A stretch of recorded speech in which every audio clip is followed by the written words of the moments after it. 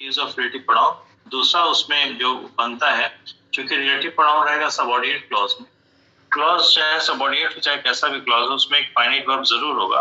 और finite verb अगर है तो फाइनाइट वर्ब का अपने पर्सनल सब्जेक्ट के साथ उसका एग्रीमेंट भी होता है, जो आप लोगों ने डिटेल में पढ़ा है, subject verb agreement. Am I clear? ठीक है, तो दो एरर तो ये दिख गया। उसके बाद जब आपने देखा कि एंटीसीडेंट अगर ह्यूमन बीइंग है तो ह्यूमन बीइंग के लिए हु भी आ सकता है, हुम भी, हुज भी आ सकता है। तो एंटीसीडेंट अगर ह्यूमन बीइंग है, ठीक है, तो इसके तीन में से कोई एक आ सकता है, तो किसको कब लगाएंगे, तो ये मैटर होता है केस का। तो फिर जो है तीसरा एरर बनता है केस ऑफ रिलेटिव प्रोनाउन। इसी तरह आगे हम चलते जाएंगे, यहाँ पे इसको बढ़ाते जाएंगे। ठीक है, ओके, तो क्या शुरू करें? ठीक है, तो हम लोग यहाँ पे कल क्लास छोड़े थे, correct use of relative pronoun, यहीं से शुरू कर देता हूँ। ठीक है, और ये ध्यान से सब लोग देखिएगा, लक्ष्य खास करके तुम अच्छे से देखना। Okay sir. Case of relative pronoun नहीं, क्या है, करेक्ट यूज है ना, correct use of relative pronoun. Board पे इस टॉपिक को पढ़ाने की जरूरत है तो बताइए, मैं कोचिंग पे ही बैठा हूँ आज तो। सर क्लियर है सर, ऐसे ही नहीं सर, बोर्ड पे कराइए। एकदम सही है सर, एकदम सही है बोर्ड सर। पर। लक्ष्य कह रहा है बोर्ड पे पढ़ाइए, इस पे नहीं मजा आ रहा है, बोलो लक्ष्य। नहीं सर, मेरा लैपटॉप है तो स्क्रीन वाला प्रॉब्लम होता है, पर हम बोल नहीं रहे थे आज सब ऑफिस में है, तो कोई बात नहीं, करा दीजिए बोर्ड पे। इस पे आपको रिकॉर्डेड मिल जाएगा ना सर, फोटो खींच के भेज देते हैं, उसमें नहीं मिल पाएगा। बल्कि सर और ठीक रहता है ऐसे। हाँ, ये लक्ष्य एक बात ये है बेटा, यहाँ पे जो नोट्स का तुमको ना फोटो मिल जाता है, उसमें तुमको फोटो नहीं मिल पाता जो बोर्ड पे पढ़ाते हैं, समझे? Hello, yes sir. ठीक है, तो अगर कहीं कोई डाउट होगा तो तुम फोटो से देख के उसको एनलार्ज करना, फोटो तो मैं भेज ही देता हूँ। चूंकि कल हम नहीं भेज पाए थे, भूल गए थे, और उसके बाद हम सुबह बाहर निकल गए, तो ये कॉपी घर पे थी, तो अभी मैं आया तो इस कॉपी को लेके आया हूँ। तो बेटा ज्यादा दिक्कत ना हो तो बताओ, मैं कॉपी को ही बता दूं? Okay sir. ठीक है,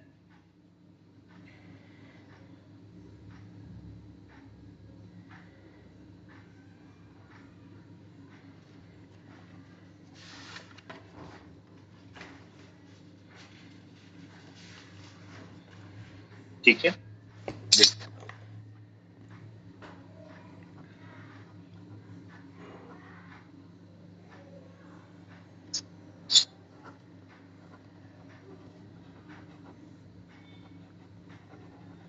विजिबिलिटी प्रॉपर है, कोई दिक्कत तो नहीं आ रही है लक्ष्य? No sir. ओके, साफ साफ दिख रहा है ना? Yes sir. ओके,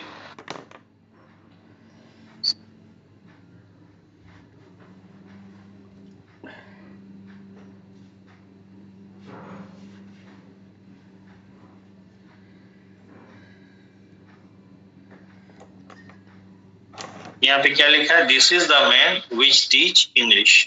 तो विच टीच इंग्लिश को अगर हम ढक लेते हैं तो दिस इज द मैन, ये मीनिंग कंप्लीट कर रहा है कि नहीं, ये वो आदमी है, बोलो भाई। ठीक है, लेकिन सेंटेंस यही खत्म नहीं हुआ है, आगे भी सेंटेंस जा करके थोड़ा सा एक्सटेंड हुआ है। तो क्या है, विच टीच इंग्लिश, तो लमसम भाव दे रहा है जो इंग्लिश पढ़ाता है ना, तो जो इंग्लिश पढ़ाता है, यहाँ पे टीच एक फाइनाइट वर्ब है। ठीक है, तो ये पूरा का पूरा एक क्लॉज है और ये एक क्लॉज है। तो this is a man, this is the man, ये चूंकि अपने मीनिंग कंप्लीट कर रहा है तो इसको हम क्या कहेंगे, मेन क्लॉज कहेंगे। ठीक है, और ये जो है विच टीच इंग्लिश, जो इंग्लिश पढ़ाता है, तो जो इंग्लिश पढ़ाता है, इंग्लिश कौन पढ़ाता है, इससे क्लियर नहीं हो रहा है। ठीक है, यानी मीनिंग कंप्लीट नहीं हो रही है, तो ये सबऑर्डिनेट क्लॉज हो जाएगा।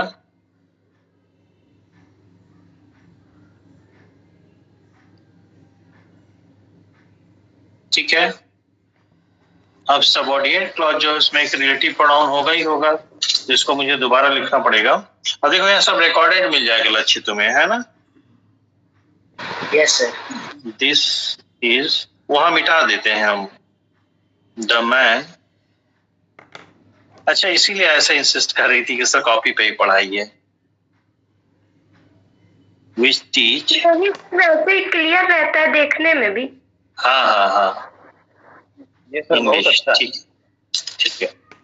तो देखिए ये विच जो है आपका रिलेटिव प्रोनाउन है।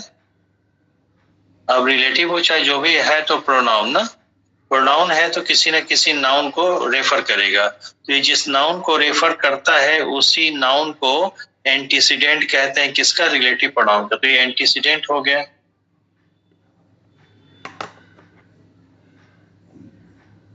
ठीक है।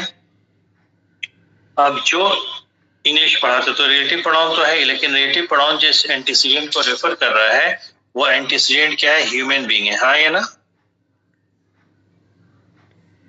Yes sir. तो जब एंटीसीडेंट ह्यूमन बीइंग होगा तो विच नहीं चलेगा, तो क्या चलेगा? तो हमने देखा था कि हु चल सकता है या हुम चल सकता है या हुज चल सकता है, ठीक है। तो तीनों में अंतर क्या है? बोले हु सब्जेक्टिव केस का है, हुम ऑब्जेक्टिव केस का है और whose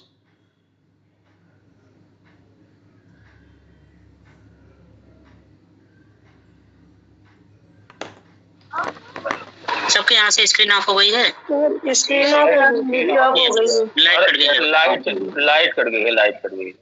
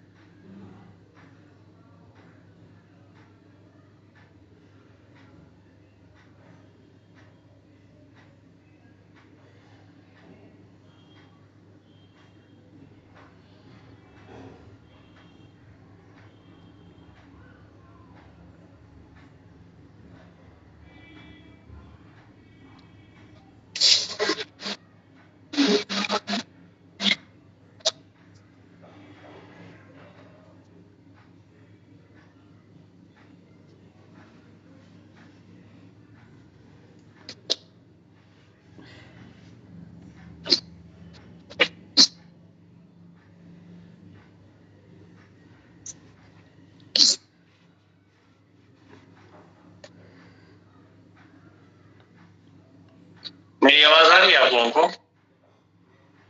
yes sir. Yes sir. Light cut गई है, असल में दिक्कत ये हो गया, लाइट कट गई। ये बताइए यहाँ आप लोगों को दिख रहा है? No sir. No. No sir.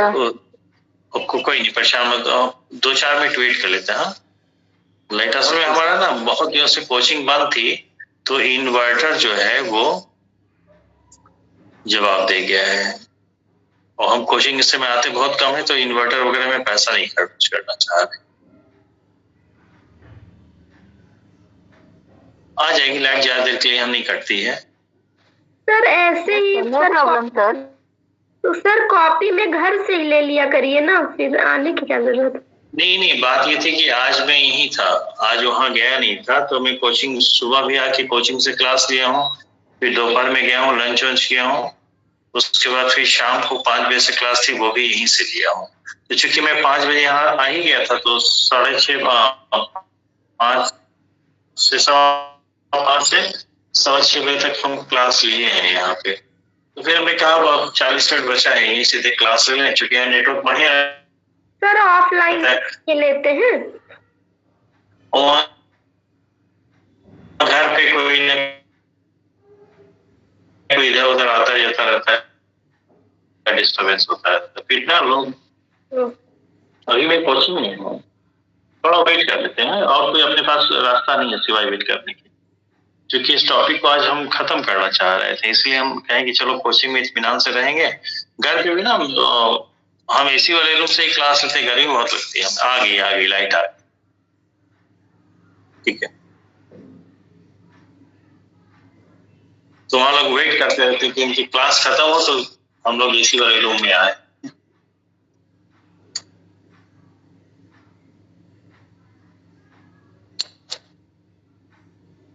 Sir यहाँ तो इतना ठंडा हो रहा है ना, बारिश है 10 दिन से लगा। अरे वो तो किस्मत की बात है, आप लोग वहां रहते हैं इतनी अच्छी जगह पे। सर हमें तो लगता है कि जो और जो ठहरे हैं उनकी किस्मत सही है, इतनी बारिश हो जाती है। अभी कुछ दिख रहा है नहीं? वैसा ही है ना? ब्लर है। सर ब्लर है। हाँ कोई नहीं, कोई 2-3 मिनट वेट करिए, अभी लाइट आई है ना तो वाईफाई को ऑन होने में टाइम लगेगा ना थोड़ा, ठीक है? वाईफाई ऑन हो जाए तो अपने आप आ जाएगा।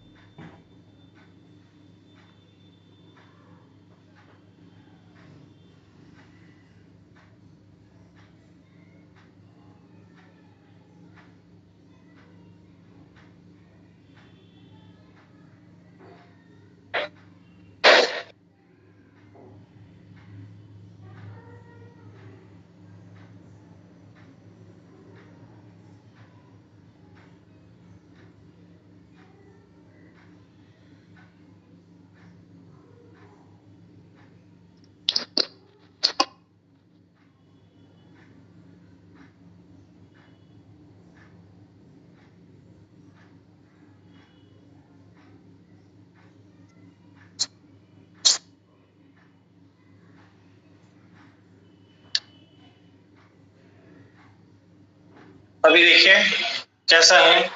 यस सर क्लियर है। क्लियर है? ओके।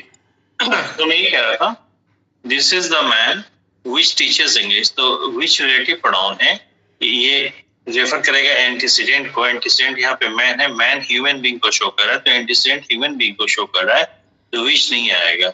इन तीन में से कोई एक आएगा। तो फिर मामला फंसेगा केस का कि इन तीन में से कोई एक आएगा तो कौन सा आएगा और किसको हम सेलेक्ट करेंगे, ठीक है? तो फिर देखना पड़ेगा कि यहाँ पर जो है जो रिलेटिव प्रोनाउन आएगा उसका केस क्या होगा। यहाँ पे रिलेटिव प्रोनाउन का केस क्या होगा ये जानने के लिए हम देखते हैं केस ऑफ रिलेटिव प्रोनाउन। लगे हाथ एक हेडिंग डाल देता हूँ, case of relative pronoun.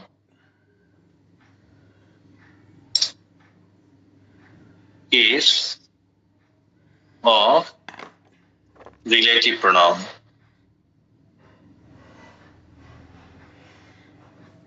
Sangeeta ji, Purnima आई नहीं है, एक बार खैर चलिए पता तो हो गए। देखिए, this is the man which teach English, which teach English।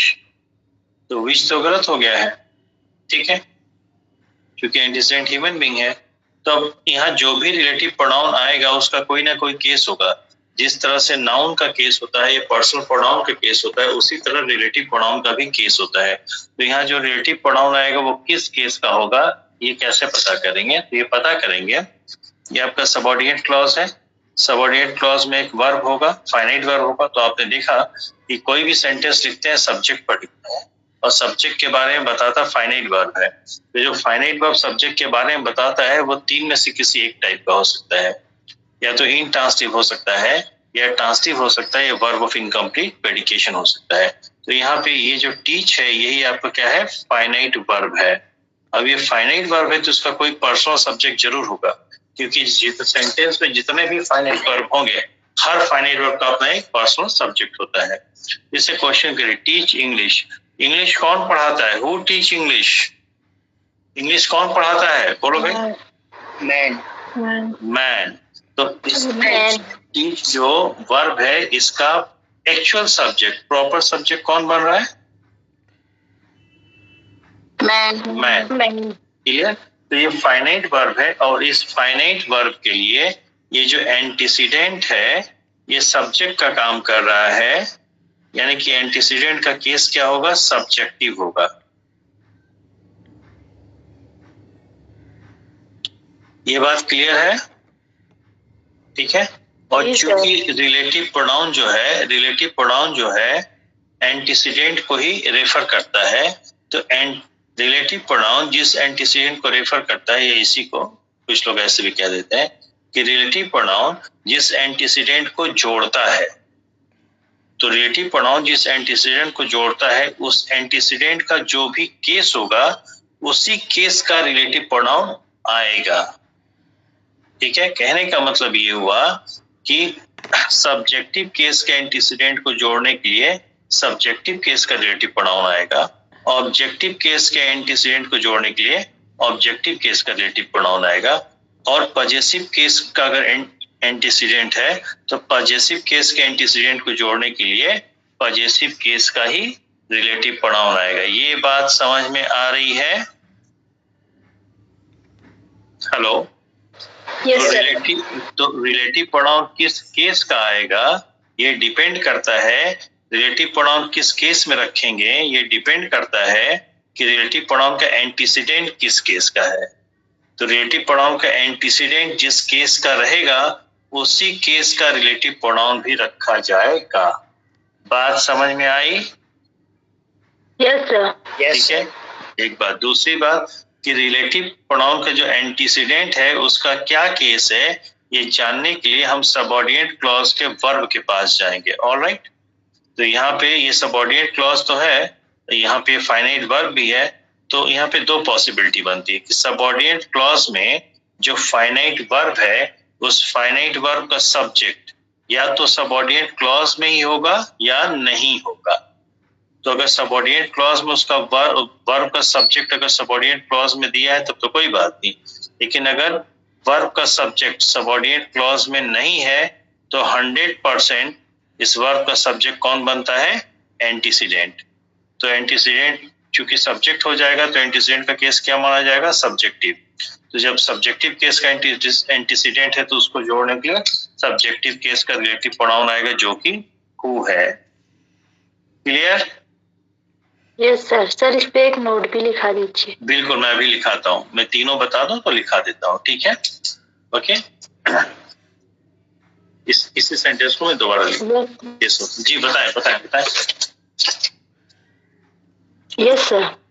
मैं इकट्ठा लिख लेता हूँ, उसके बाद इकट्ठा मतलब ये तीनों पॉइंट बता के तब लिखाऊंगा। हाँ ओके सर।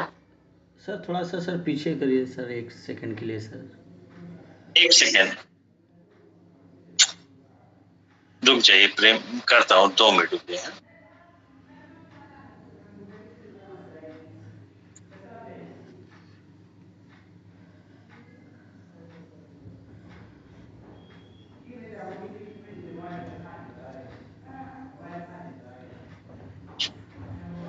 जी बताइए। हाँ सर, इसका जो यहाँ पे जो वर्ब हो जाएगा तब सर सिंगुलर में हो जाएगा ना सर? टीचर। हाँ सिंगुलर हो जाएगा। हाँ सुनिए, तो आपने ये देखा था, एक तो correct use of relative pronoun ये देख लिया। जी। क्योंकि यहाँ पे मैन सब लोग देखिए, मैन एंटीसीडेंट है जो कि ह्यूमन बीइंग है, तो विच नहीं आएगा। तो ये तो बात क्लियर हो गई कि विच का यूज गलत है। पर क्या करेक्ट यूज करेंगे? बोले ह्यूमन बीइंग के 3 में से कोई एक आता है, तो फिर हम इन 3 में से कौन सा एक को यूज करेंगे? बोले केस पे आते हैं। तो केस क्या हो गया? सब्जेक्टिव। तो सब्जेक्टिव में कौन है? हु है, तो हु लग गया। दूसरी बात कि जो ये वर्ब है टीच, इसका सब्जेक्ट कौन है? मैन, जो कि सिंगुलर है। तो यहाँ पे टीच ना होके क्या हो जाएगा? टीचर्स। वर्ब को भी सिंगुलर करना पड़ेगा। ठीक है। वही बात कल हम यहाँ पे लिख देते हैं। देखिए, use of correct relative pronoun, agreement of the verb in the subordinate clause और केस ऑफ। ठीक है। तो agreement of the verb in the subordinate clause भी हो गया, case of the relative pronoun who आ गया और करेक्ट यूज में विच न लग के हु का कोई फॉर्म आया। ठीक है, कोई दिक्कत? No sir. No sir. तो यहाँ पे इसी सेंटेंस को मैं दोबारा लिख दे रहा हूँ। ठीक है, this man, this is the man which teach English. This is the man, this is the man which teach English ना। ठीक है, तो यहाँ पे विश ना होकर के क्या हो जाएगा, हु हो जाएगा। ठीक है, एक बात। दूसरी बात, टीच ना होकर के क्या हो जाएगा, टीचर्स हो जाएगा। क्यों? क्योंकि इसका प्रॉपर सब्जेक्ट कौन बन रहा है, मैन। ठीक है, तो यही प्रॉपर सब्जेक्ट है। जब यही सब्जेक्ट है तो इसका केस क्या बनेगा, सब्जेक्टिव। क्लियर है?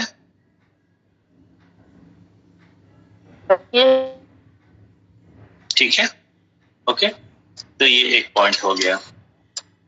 दूसरा वो सब्जेक्टिव केस वाला हम देख लिया। अब हम दूसरा देखते हैं। बोले दिस इज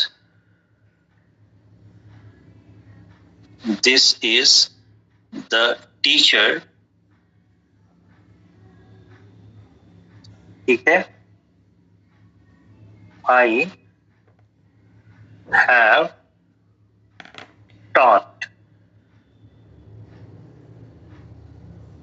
ठीक है, यहाँ बीच में हम जानबूझ के ब्लैंक छोड़ दिए। ठीक है, चलिए हम विच लगा देते हैं। ठीक है, तो विच से लेकर के अंत तक ये सबऑर्डिनेट क्लॉज है। और विच चूंकि एक रिलेटिव प्रोनाउन है तो रेफर करेगा एंटीसीडेंट को। इसका एंटीसीडेंट कौन है, टीचर, जो कि ह्यूमन बीइंग है। ह्यूमन बीइंग है तो विच तो नहीं लगेगा।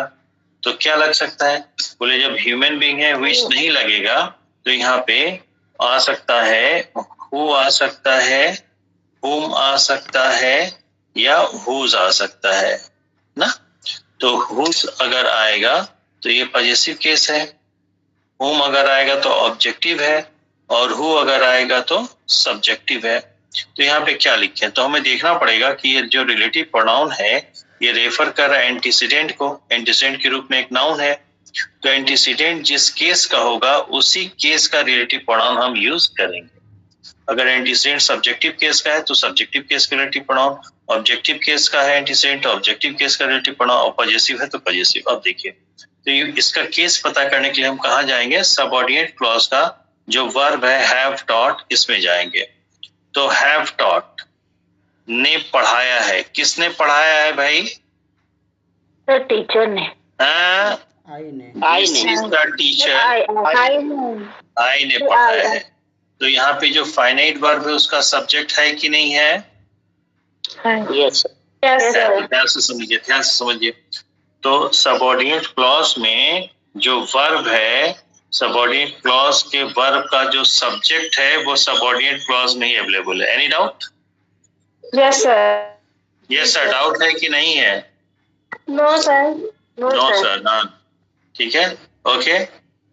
तो सबऑर्डिनेट क्लॉज में जो वर्ब है उस वर्ब का सब्जेक्ट सबऑर्डिनेट क्लॉज में है।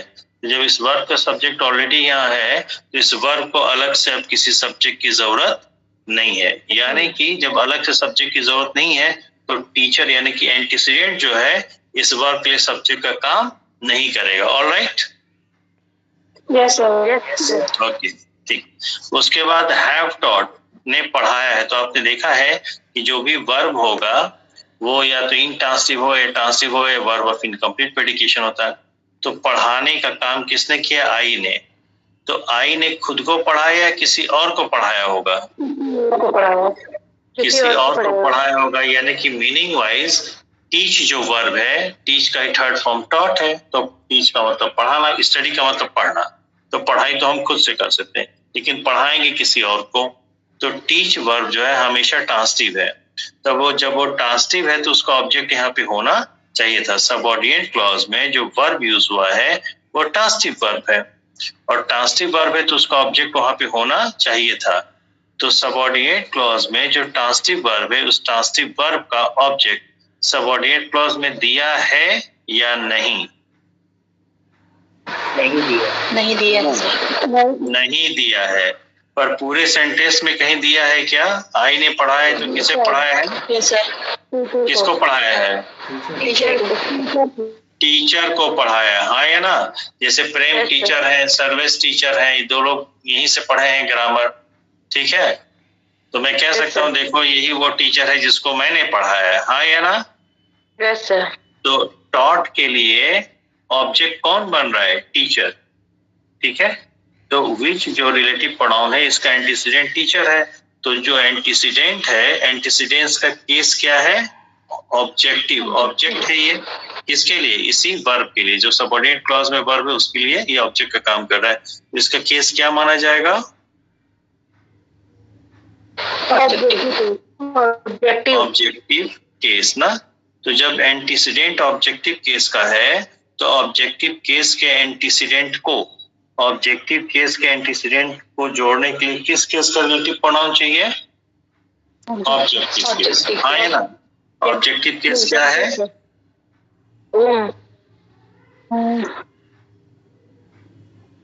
लक्ष्य बेटा क्लियर है? कोई दिक्कत बताओ? ऐसे क्लियर है।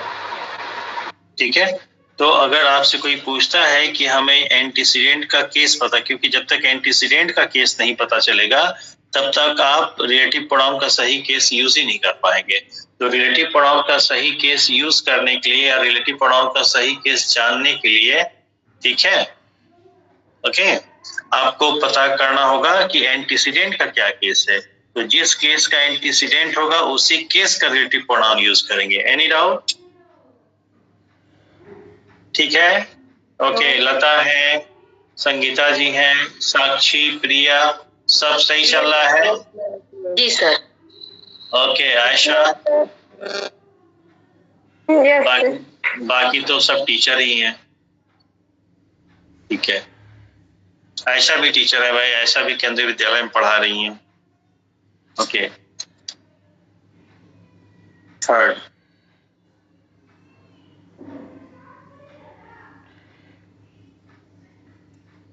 This is the man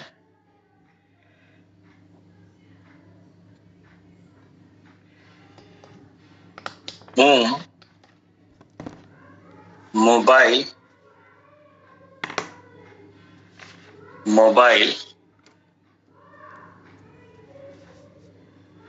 I have taken word दिख रहा है आप लोगों को साफ? कोई दिक्कत तो नहीं आ रही पढ़ने में? No sir. ठीक है, तो home mobile I have taken ये आपका सबऑर्डिनेट क्लॉज हो गया और बाकी ये तो मेन क्लॉज है ही। तो home mobile I have taken, अब पता नहीं होम हमने सही यूज किया है कि गलत यूज, एग्जैक्ट हमको नहीं पता, ठीक है। तो आइए चेक कर लेते हैं। तो चेक करने का सबसे, यानी कि इसका केस सही है या नहीं, प्रॉपर है कि नहीं। तो प्रॉपर का मतलब होम किसको रेफर कर रहा है? मैन को। मैन ह्यूमन बीइंग है तो ह्यूमन बीइंग के लिए हु, होम, हुज चलता है, कोई दिक्कत नहीं। तो ये सही भी हो सकता है, गलत भी हो सकता है। क्यों? क्योंकि ह्यूमन बीइंग के लिए होम तो चलता है लेकिन हु और हुज भी तो चलता है, ठीक है। तो अब मामला फंस गया केस का। अब केस चेक कर लेते हैं। तो केस चेक करने के लिए किसका केस चेक करेंगे? एंटीसीडेंट का। एंटीसीडेंट का केस चेक करने के लिए किसके पास जाएंगे? हम वर्ब के पास जाएंगे। सबऑर्डिनेट क्लॉज में वर्ब क्या है? आई हैव टेकन ना, हैव टेकन ले लिया है। तो हैव टेकन का सब्जेक्ट यहाँ पे दिया है कि नहीं दिया है? Yes sir. आई दिया है ना, आई हैव टेकन, आई दिया है ना, तो आई तो सब्जेक्ट है ना किसका? हैव टेकन का, ठीक है। तो सबऑर्डिनेट क्लॉज में जो वर्ब है उस वर्ब का सब्जेक्ट,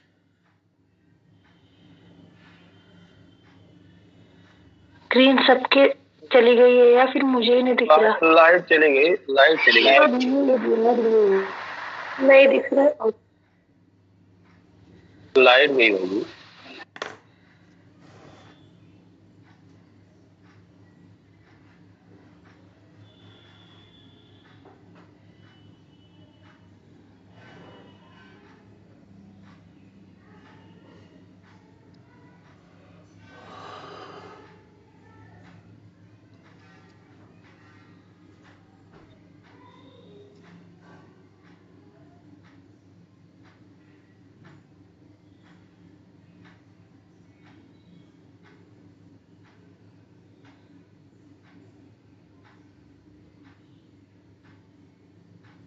ओके, आवाज आ रही है मेरी? Yes sir. Yes sir. Okay, बस आवाज ही आएगी, लाइट फिर कट गई। वो कहते हैं ना, एक ग्रह होता है राहु, राहु का नाम सुनिए? तो राहु यस जिसके सर, राहु पीछे केतु। पड़ता है, हाँ, तो राहु जिसके पीछे पड़ता है ना, उसका काम बनने ही नहीं देगा। आज हम प्लान करके आए थे कि अच्छे से पढ़ाएंगे कूल माइंड से, इसीलिए हम कोचिंग में ही आ गए थे।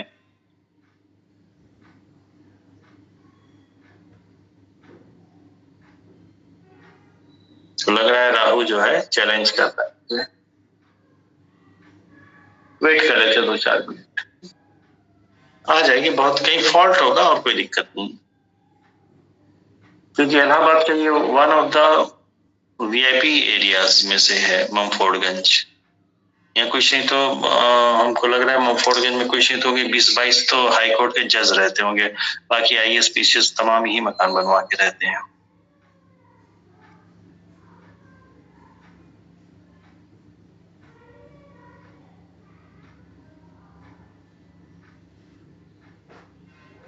हाँ, तो यहाँ तक आप लोगों को बात समझ में आई कि हमें और ये मेजर एरर बनता है किसका? रिलेटिव प्रोनाउन के केस का, ठीक है ना? तो रिलेटिव प्रोनाउन किस केस का लगेगा, ये डिपेंड करता है कि जो एंटीसीडेंट है वो किस केस का है। तो बल्कि नोट लिखो, आवाज आ रही है सबको? यस सर, नोट लिखवा दीजिए। बिल्कुल सर, नोट लिखवा दीजिए सर। सर ठीक है जी, बताओ एकदम। अरे नहीं, नेहा। सर जैसे ऑब्जेक्टिव केस पहचानने में प्रॉब्लम होती है, तो उसके लिए ट्रांजिटिव वर्ब अगर देख लेंगे तो उससे क्लियर हो जाएगा कि और भी कोई ट्रिक है उसके लिए? नहीं, बस ट्रांसिटिव वर्ब और प्रीपोजिशन, दो चीजें, क्योंकि ऑब्जेक्ट किसको चाहिए? ट्रांसिटिव वर्ब और प्रीपोजिशन को, ठीक है? ओके, अभी लाइट आ जाती है तो जितना डाउट नहीं, लाइट आ जाती है तो जितना डाउट क्लियर करना हो कर लेना, ठीक है? ये तो ओरली पूछ लिया, ठीक है? क्योंकि ऑब्जेक्ट की जरूरत सिर्फ दो ही चीज को पड़ेगी, ट्रांसिटिव वर्ब और प्रीपोजिशन को। तो जब तक सेंटेंस में ट्रांसिटिव वर्ब ना हो या प्रीपोजिशन नहीं, ऑब्जेक्ट की जरूरत ही नहीं पड़ेगी, ठीक है? तो जब ऑब्जेक्ट की जरूरत नहीं पड़ेगी तो सेंटेंस में जब ऑब्जेक्ट ही नहीं होगा तो फिर रिलेटिव प्रोनाउन ऑब्जेक्टिव केस का क्यों आएगा, है ना? ठीक है? ठीक है sir, clear. Thank you sir. चलो, तो मैं नोट लिखा दूं, लिख लो। उसी में कहीं हेडिंग डालो। सुनो मेरी बात, आप लोगों मेरे साथ लिखे होगे ना ये 3 सेंटेंस, लास्ट वाला जो मैंने लिखा था, दिस इज द मैन हुम मोबाइल आई हैव टेकन, ना? लिखे हो ये वाला? Yes sir. यही सर इसके नीचे इसको अभी नहीं समझाएंगे, लाइट आ जाए तो लिख के समझाएंगे, ठीक है? ओके, इसके नीचे 5 लाइन छोड़ दीजिए, इसके नीचे 5 लाइन छोड़ दीजिए, 5-6 लाइन छोड़ दो इसके नीचे, ठीक है? उसके बाद लिखिए नोट, 5-6 लाइन छोड़ करके 5-6 लाइन छोड़ करके नोट लिखिए, ठीक है? ओके, नोट के ऊपर बल्कि हेडिंग डाल दो। अच्छा, हेडिंग तो डाली हुई, चलो ठीक है, लिखिए चूंकि, पहले मैं हिंदी में बोल दे रहा हूं, चूंकि रिलेटिव प्रोनाउन का भी केस होता है, क्योंकि रिलेटिव प्रोनाउन का भी केस होता है, ठीक है? इसलिए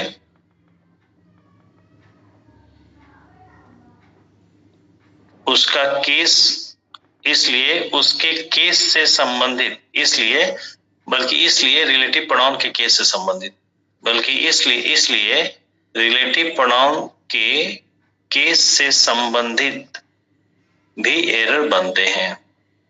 ये पॉइंट नंबर 1 ऐसे रिमाइंड करने के लिए हो गया। पॉइंट नंबर 2, इसका पॉइंट से कोई मतलब नहीं है।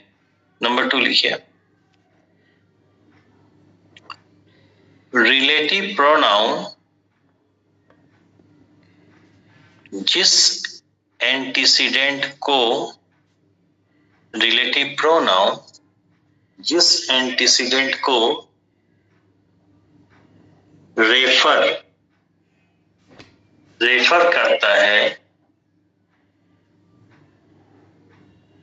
उस एंटीसीडेंट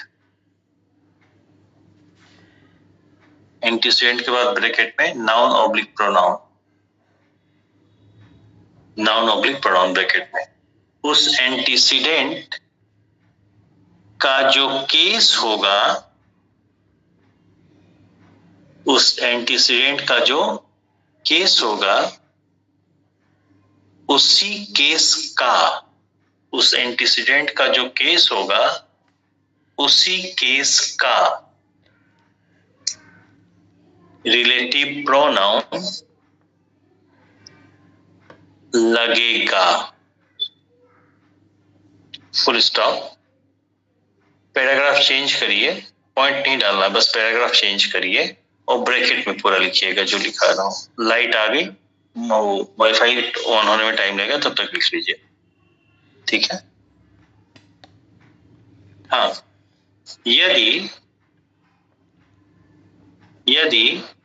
एंटीसीडेंट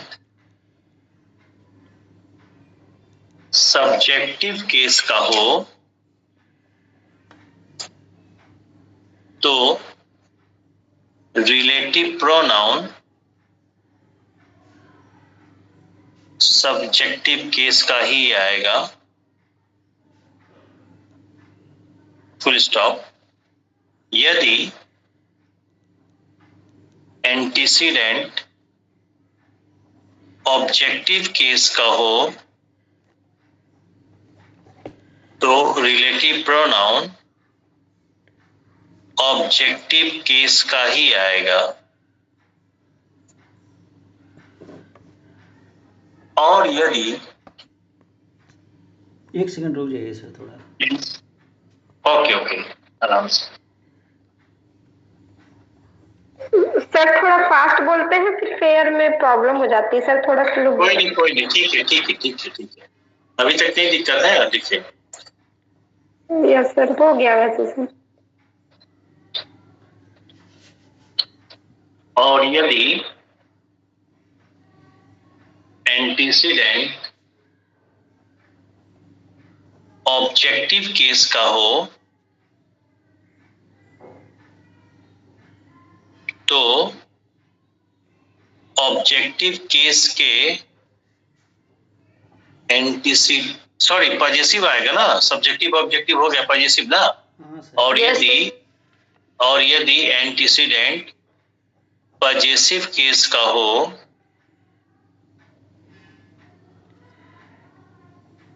और यदि एंटीसीडेंट पॉजिटिव केस का हो तो पॉजिटिव केस के एंटीसीडेंट को, तो पॉजिटिव केस के एंटीसीडेंट को जोड़ने के लिए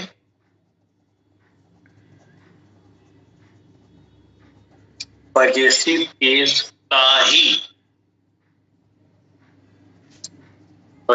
केस का ही रिलेटिव प्रोनाउन आएगा। All right. Yes sir. किसी का छूटा तो नहीं? No sir.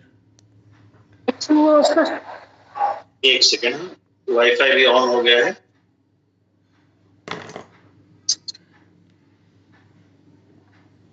आप लोग हार्ड कॉपी निकलवाए कि नहीं क्वेश्चन शीट का? यस सर, निकलवा लिए सर। निकाल लिए सर। सर सब हम लोग तो नहीं निकाल के निकलवाए क्योंकि बहुत ज्यादा बारिश थी, बाहर जाने का तो हो ही नहीं पा रहा।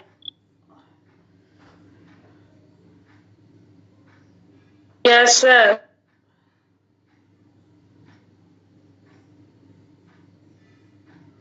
कनेक्ट तो हो गया। हाँ, आप लोग के नेटवर्क ठीक है ना? यस सर, ठीक है। ठीक है, ओके। अब ये देखिए, तो this is the man home. अच्छा, एक काम करिए, उसको मैं पूरा करवा दूं ना, ठीक है।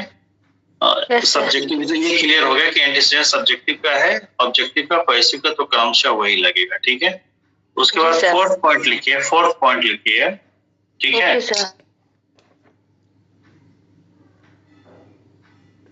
एंटीसीडेंट के केस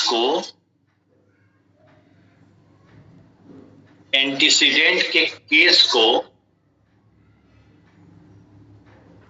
पहचानने के लिए एंटीसीडेंट के केस को पहचानने के लिए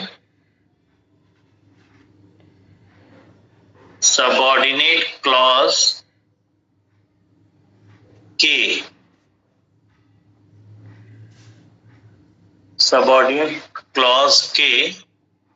वर्ब से पता करना पड़ता है। सबऑर्डिनेट क्लॉज के वर्ब से पता करना पड़ता है, कॉमा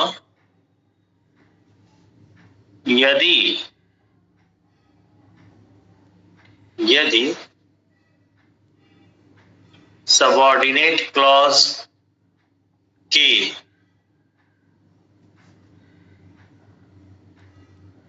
वर्ब का सबऑर्डिनेट क्लॉज के वर्ब का सब्जेक्ट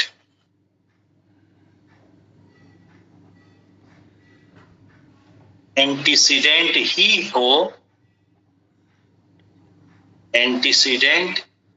हो तो उस एंटीसीडेंट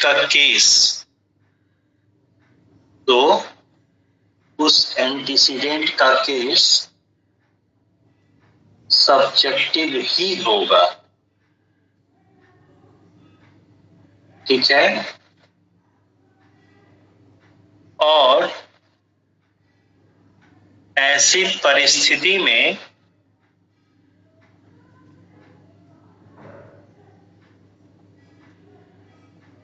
सबऑर्डिनेट क्लॉज के सबऑर्डिनेट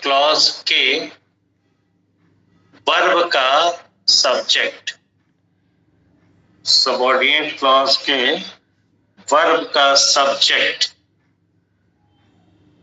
सबऑर्डिनेट क्लॉज में नहीं को हाईलाइट करिएगा, सबऑर्डिनेट क्लॉज में नहीं होता है, नहीं को हाईलाइट करिएगा। एकदम क्लियर है?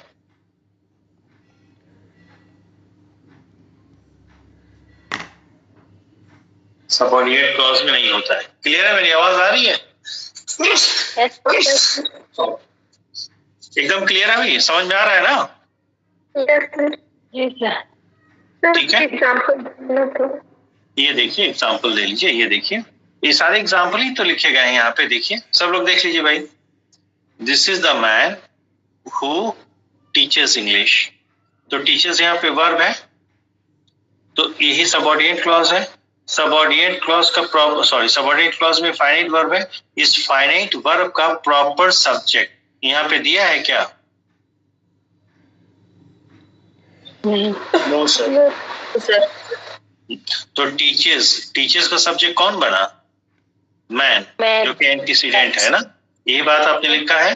ठीक है, कि सबऑर्डिनेट क्लॉज में जो वर्ब होगा उस वर्ब का सब्जेक्ट यदि एंटीसीडेंट हो तो उस एंटीसीडेंट का केस सब्जेक्टिव माना जाएगा। और सबऑर्डिनेट क्लॉज के वर्ब का सब्जेक्ट यदि एंटीसीडेंट ही है तो उस परिस्थिति में सबऑर्डिनेट क्लॉज के वर्ब का जो सब्जेक्ट होगा वो सबऑर्डिनेट क्लॉज में नहीं मिलेगा। है क्या Ayesha and everyone? No sir. एकदम क्लियर है? साक्षी, प्रिया, सबको क्लियर है? ओके, ठीक है। अब देखो, जैसे ये दूसरा सेंटेंस हम लिखा है, whom I have taught। तो I have taught, I हमेशा सब्जेक्टिव केस का होता है, तो have taught का सब्जेक्ट कौन है? I है। तो जब have taught यानी कि सबऑर्डिनेट क्लॉज में जो वर्ब है, इस वर्ब का जब सब्जेक्ट यहाँ दे ही दिया गया है तो फिर एंटीसीडेंट इसके लिए सब्जेक्ट का काम करेगा क्या? No sir. Ayesha? Yes sir. काम करेगा उसके लिए, एंटीसीडेंट सब्जेक्ट का काम करेगा जब सबऑर्डिनेट क्लॉज में इस वर्ब का सब्जेक्ट होगा। नो। क्लियर है ना? यस सर, क्लियर है। ओके, चलिए अगला पॉइंट क्या होगा? 5th पॉइंट होगा, जो भी पॉइंट हो। लिखिए, यदि सबऑर्डिनेट क्लॉज का वर्ब, देखते जाइए कॉपी पे देख लीजिए, यदि ये सबऑर्डिनेट क्लॉज है और सबऑर्डिनेट क्लॉज के ही वर्ब है, यदि सबऑर्डिनेट क्लॉज का वर्ब ट्रांसिटिव वर्ब हो, यदि सबऑर्डिनेट क्लॉज का वर्ब ट्रांसिटिव वर्ब हो और ट्रांसिटिव वर्ब है तो उसका ऑब्जेक्ट होगा ही होगा, आप लोग पढ़े ही हैं, और उस ट्रांसिटिव वर्ब का ऑब्जेक्ट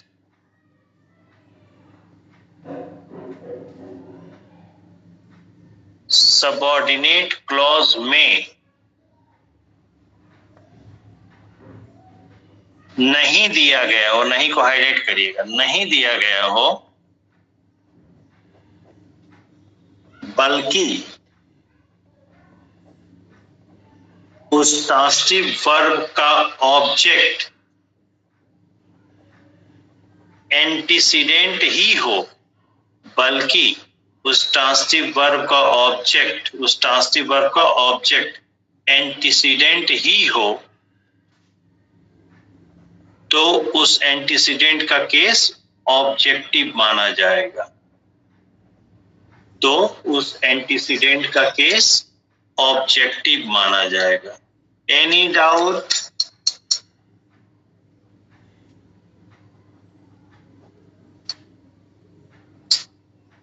बोलो भाई। No sir, no. तो जब एंटीसीडेंट का केस ऑब्जेक्टिव हो जाएगा तो रिलेटिव प्रोनाउन किस केस का आएगा? Objective case. बहुत क्लियर है? ओके, अब यहाँ आ जाओ, third sentence, this is the man whom mobile I have taken. इसमें वर्ब कौन है? सबऑर्डिनेट क्लॉज में। देखो भैया, एंटीसीडेंट का केस पकड़ने के लिए कहाँ जाएंगे? सबऑर्डिनेट क्लॉज के वर्ब के पास। ये आपने नोट में भी लिख लिया है, ठीक है। हैव टेकन, हैव टेकन में हैव हेल्पिंग वर्ब है, टेकन मेन वर्ब है, और हेल्पिंग वर्ब जो है वही नंबर टेंस बनाता है, ठीक है। तो ये फाइनाइट वर्ब हो जाएगा। तो हैव का सब्जेक्ट कौन है? आई। तो सबऑर्डिनेट क्लॉज में ध्यान से देखो, सबऑर्डिनेट क्लॉज में जो वर्ब दिया है उस वर्ब का सब्जेक्ट सबऑर्डिनेट क्लॉज में है कि नहीं? है सर। तो जब उसका सब्जेक्ट सबऑर्डिनेट क्लॉज में ही है तो एंटीसीडेंट उसका सब्जेक्ट का काम कर सकता है क्या? नहीं ना। नो सर, नहीं करेगा। No sir. सबको क्लियर है? ओके। उसके बाद आई हैव टेकन, मैंने ले लिया है, तो लेना, लेने का काम कोई करेगा और कोई चीज लेगा, हाँ या ना। तो आई हैव टेकन, तो ये ट्रांसिटिव वर्ब हो गया, टेकन ट्रांसिटिव वर्ब हो गया, बोलो भाई। Yes sir. तो मैंने, ठीक है, टेकन ट्रांसिटिव वर्ब है, तो मैंने क्या लिया है? मोबाइल। मोबाइल लिया है, ठीक है, लक्ष्य, ठीक है। तो मैंने क्या लिया है? मोबाइल लिया है। तो मोबाइल जो है, देखो ध्यान से, मोबाइल जो है इस ट्रांसिटिव वर्ब का ऑब्जेक्ट बन रहा है, हाँ या ना। क्लियर है? हाँ सर। तो यहाँ पे जो आपको वर्ब मिला है सबऑर्डिनेट क्लॉज में, तो सबऑर्डिनेट क्लॉज में जो वर्ब है उस वर्ब का सब्जेक्ट भी सबऑर्डिनेट क्लॉज में है और ऑब्जेक्ट भी सबऑर्डिनेट क्लॉज में है। तो जब सबऑर्डिनेट क्लॉज का जो वर्ब है उसका सब्जेक्ट ऑब्जेक्ट दोनों ही सबऑर्डिनेट क्लॉज में है, तो इससे ये पता चलता है कि एंटीसीडेंट ना तो सब्जेक्टिव केस में होगा ना ऑब्जेक्टिव केस में, क्योंकि एंटीसीडेंट सब्जेक्टिव केस में तब होता जब इस वर्ब के लिए सब्जेक्ट होता, एंटीसीडेंट ऑब्जेक्टिव केस में तब होता जब इस वर्ब के लिए ऑब्जेक्ट होता। जब इस वर्ब का यानी कि सबऑर्डिनेट क्लॉज, जब सबऑर्डिनेट क्लॉज के वर्ब का सब्जेक्ट ऑब्जेक्ट दोनों सबऑर्डिनेट क्लॉज में है तो एंटीसीडेंट ना तो सब्जेक्ट बनेगा ना ऑब्जेक्ट बनेगा। ये बात एकदम क्लियर हो गई, बोलो भाई। Yes sir. अब मीनिंग वाइज देखो क्या कह रहा है, this is the man whom mobile I have taken. ऐसा नहीं भाव दे रहा है, ये वो आदमी है जिसका मोबाइल मैंने लिया, हाँ या ना। Yes sir. ठीक है, तो अब सुनो, मोबाइल किसकी है? मेरी है? नहीं सर। किसकी है? किसकी है? मैन की है। गुड। मैन। मोबाइल का मालिक कौन है? मैन। मैन है। और मैन ही क्या है? एंटीसीडेंट है इस रिलेटिव Yes, प्रोनाउन का। तो जो मैन नाउन है ये किस केस में है? मोबाइल के रिलेशन में पॉजिटिव केस में। इसका मालिक कौन है? मोबाइल का मालिक कौन है? मैन है। तो आपने पढ़ा है कि जब कोई नाउन किसी का मालिक बनेगा, जब कोई नाउन किसी का मालिक बनेगा तो उस नाउन का केस क्या बनेगा? पॉजिटिव। यस और नॉट? Yes sir. लक्ष्य एकदम इजी है, बोलो। Yes sir. तो जब एंटीसीडेंट पॉजिटिव केस का है तो रिलेटिव प्रोनाउन किस केस का आएगा? Positive case. तो क्या हो जाएगा? whose। एकदम क्लियर है? यस। ठीक है, तो ये भी पॉइंट लिख लीजिए।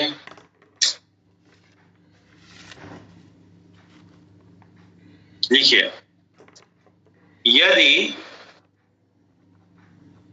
सबऑर्डिनेट क्लॉज के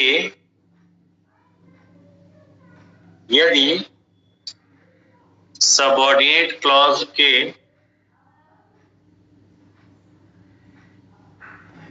वर्ब का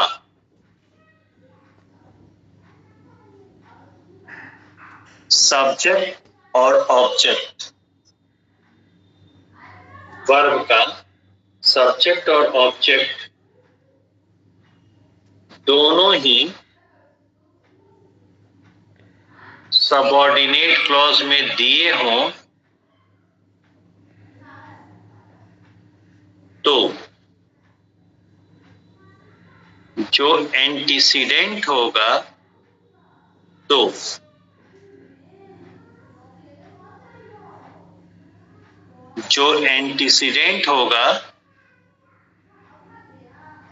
वह ना तो सब्जेक्टिव केस में होगा, और ना ही ऑब्जेक्टिव केस में। वह ना तो सब्जेक्टिव केस में होगा और ना ही ऑब्जेक्टिव केस में। ठीक है, कॉमा। तो एक संभावना बनेगी कि सबऑर्डिनेट क्लॉज में, तो एक संभावना बनेगी कि सबऑर्डिनेट क्लॉज में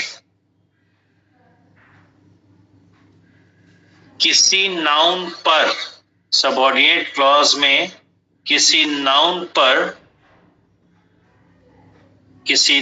पर एंटीसीडेंट, सबऑर्डिनेट क्लॉज में किसी नाउन पर, आइए कौन है? आइए आ जाइए सर। अरे वाह, मनदीप वकील साहब आइए। चलो बी ब्लेस। हाँ, बैठ जाओ। बैठो, चेयर ले लो बैठ। ओके, तो संभावना बनती है कि एंटीसीडेंट का किसी नाउन पर पोजीशन जाए, यानी कि मालिकाना हक। सर एक सेकंड सर बोले थे तो एक संभावना बनेगी कि सबऑर्डिनेट किसी नाम पर एंटीसीडेंट, एक संभावना बनेगी कि सबऑर्डिनेट क्लॉज के किसी नाउन पर, सबऑर्डिनेट क्लॉज के किसी नाउन पर, ठीक है, सबऑर्डिनेट क्लॉज के किसी नाउन पर एंटीसीडेंट का पोजीशन हो मतलब मालिक हो, एंटीसीडेंट का पोजीशन हो, ठीक है, कॉमा। तब एंटीसीडेंट का केस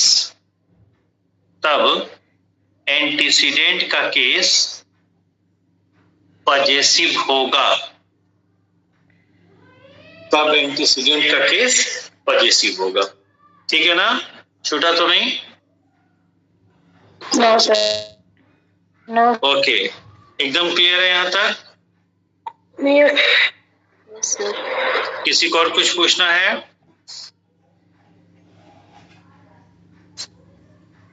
बोलिए। ठीक है, okay.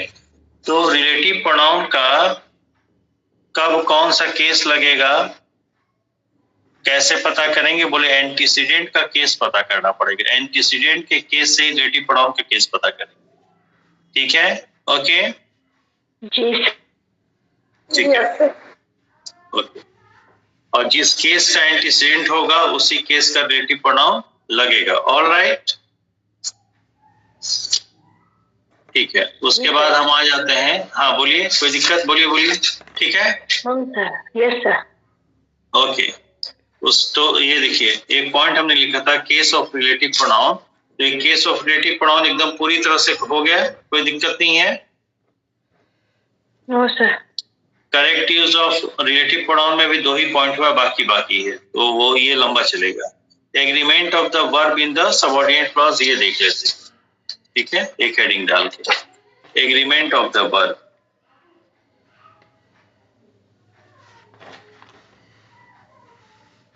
Agreement of the verb in the subordinate clause.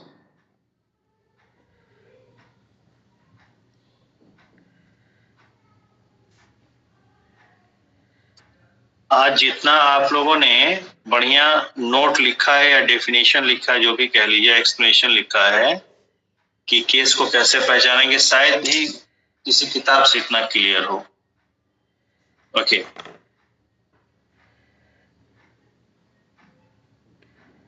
एक एग्जांपल लेते हैं। This is you who has taken my notes। ठीक है, अरे इज नहीं लिखा क्या? ठीक है, तो who यहाँ पे एक रिलेटिव प्रोनाउन है, ये पूरा सबऑर्डिनेट क्लॉज हो गया। तो सबऑर्डिनेट क्लॉज हो चाहे मेन क्लॉज, उसमें एक फाइनाइट वर्ब जरूर होगा। तो हैज टेकन 2 वर्ब है, यहाँ पे हैज जो है फाइनाइट वर्ब है। ठीक है, अब फाइनाइट वर्ब का नंबर टेंस होगा। तो जिसने मेरा नोट्स ले लिया, मेरा नोट्स किसने ले लिया भाई? यू ने। हैज का प्रॉपर सब्जेक्ट कौन है? हैज का सब्जेक्ट हु तो है, लेकिन हु से पता नहीं चल रहा है कि सिंगुलर है कि प्लूरल है। तो who being a relative pronoun, जिस नाउन को रेफर करेगा, प्रोनाउन को रेफर करेगा, उससे पता करेंगे कि एक्चुअली इसका प्रॉपर सब्जेक्ट का क्या बन रहा है। ठीक है, नंबर। तो हैज का एक्चुअल सब्जेक्ट कौन है? यू। और आपने पढ़ा है प्रेम एंड एवरीवन, आपने पढ़ा है कि यू चाहे यहाँ पे है तो सिंगुलर। देखो प्रेम, आपका ही सवाल था ना कि कैसे पता करेंगे। यहाँ पे यू किस नंबर में है, सिंगुलर की प्लूरल? सिंगुलर। सिंगुलर। दिस भी यूज है, सिंगुलर वर्ब भी है, तो पता चल जाता है। ठीक है, जैसे ब्रदर इन लॉ कह दो या सिस्टर इन लॉ कह दो, तो सिस्टर इन लॉ से पता ही नहीं चलता है भाभी है कि नंद है कि साली है कि देवरानी है कि जेठानी है ना? ठीक है, यस सर। तो यू, अब यू चाहे सिंगुलर में यूज हो चाहे प्लूरल में, अगर यू सब्जेक्ट है तो यू के लिए वर्ब हमेशा कैसा आएगा? प्लूरल आएगा। हाँ या ना? Yes sir. ये एग्रीमेंट इसी को। ठीक है, तो नो, कई बार हम लोग ऐसा लिखते हैं कि पता ही नहीं चलता है ना। जैसे this is I who always helps you।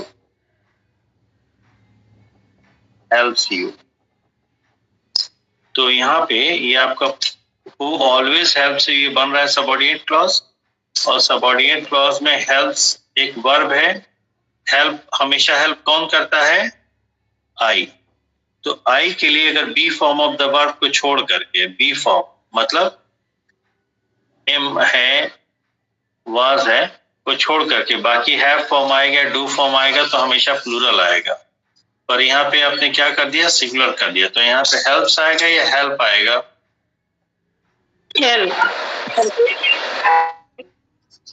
तो ये है आपका क्या था, सबऑर्डिनेट क्लॉज, और सबऑर्डिनेट क्लॉज में क्या था, वर्ब था। तो हम लोग इतना झटके से इसको पढ़ते हैं कि समझ में नहीं आता। तो सबऑर्डिनेट क्लॉज में जो वर्ब होता है उसका एग्रीमेंट जरूर देख लीजिए। या ओवरऑल अगर हम बात करें तो सेंटेंस में कहीं भी अगर फाइनाइट वर्ब है तो हर फाइनाइट वर्ब का अपना एक पर्सनल सब्जेक्ट होगा, तो उसका सब्जेक्ट वर्ब एग्रीमेंट जरूर चेक करिएगा, ठीक है। जैसे दिस इज, किसी का माइक ऑन है, ऑफ कर लीजिए। This is I who is your best friend.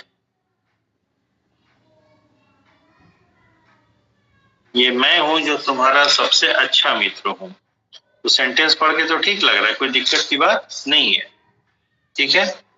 तो is your best friend, best friend कौन है? आई। तो आई के लिए प्रेजेंट टेंस में क्या चलता है, इज? No sir, M. देख रहे हैं ना? ओके। Yes sir. इसका ये ध्यान रखिएगा कि अक्सर हम लोग बोलचाल की भाषा में, ये कैजुअल राइटिंग में भी, ठीक है, सबऑर्डिनेट क्लॉज का जो वर्ब होता है उस वर्ब का नंबर हम लोग गड़बड़ यूज करते हैं। ये बात समझ में आ गई? यस ठीक है, तो उसको चेक करना बहुत जरूरी है। ओके सर, जी। जो इसमें फर्स्ट एग्जांपल है ना, this is you who have taken my notes, बताइए। यस सर, जो इसमें मेन वर्ब है उसके वो प्लूरल है, तो ठीक है। इसलिए हैज की जगह हैव आएगा ना। कहाँ पे फिर से सवाल करिए, फिर से सवाल करिए। This is you who have taken my notes. हाँ, ये तो आप क्या कहना चाहती है, बताइए क्या कह रही हैं वो बताइए। तो मैं ये कहना चाह रही हूँ कि यहाँ पे टेकन दिया है इसलिए हैव आएगा ना। नहीं, यहाँ पे टेकन दिया है इसलिए हैव नहीं आएगा। हैज या हैव रहेगा तो टेकन आएगा, क्योंकि taken V3 form of the verb है। ऐसे देखिए, हाँ, मैं यही पूछना चाह रही। हैज, हैव आए नहीं तो उल्टा पूछ रही थी ना आप। हैव आए चाहे हैज आए चाहे हैड आए, हैव हैज हैड के बाद दो सिचुएशन बनेगी। हैव हैज हैड अकेला आ सकता है, कोई दिक्कत नहीं, तो ये मेन वर्ब कहलाएगा। अगर कोई भी वर्ब अकेला है तो क्या कहलाएगा, मेन वर्ब कहलाएगा।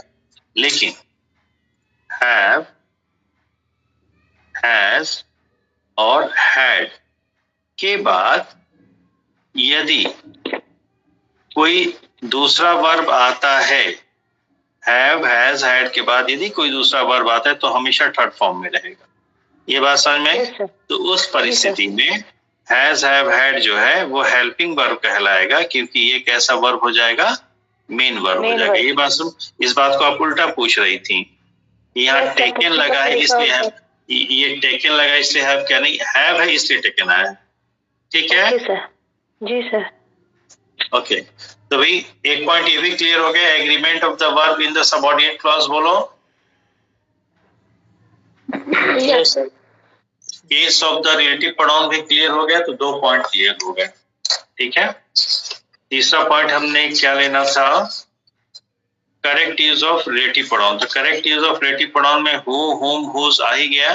विच जो है आता है नॉन लिविंग और एनिमल के लिए, उसमें कहीं कोई दिक्कत नहीं आएगी। विच हमेशा तभी यूज करेंगे जब नॉन लिविंग और एनिमल की बात हो। एनिमल या नॉन लिविंग है तो हमेशा विच की बात करेंगे। अच्छा, विच जो है ऑब्जेक्टिव सब्जेक्टिव दोनों केस होता है, ये भी मैं आपको बता दूं, रुक जाइए। ठीक है,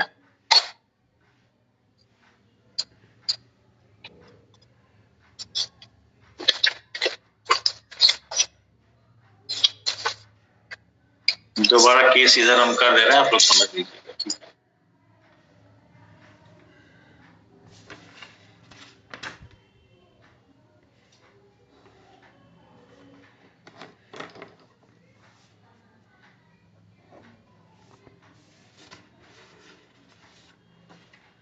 this is the book which I have bought, BOUGHT, जो मैंने खरीदा है। ठीक है, एक सेंटेंस ये हो गया।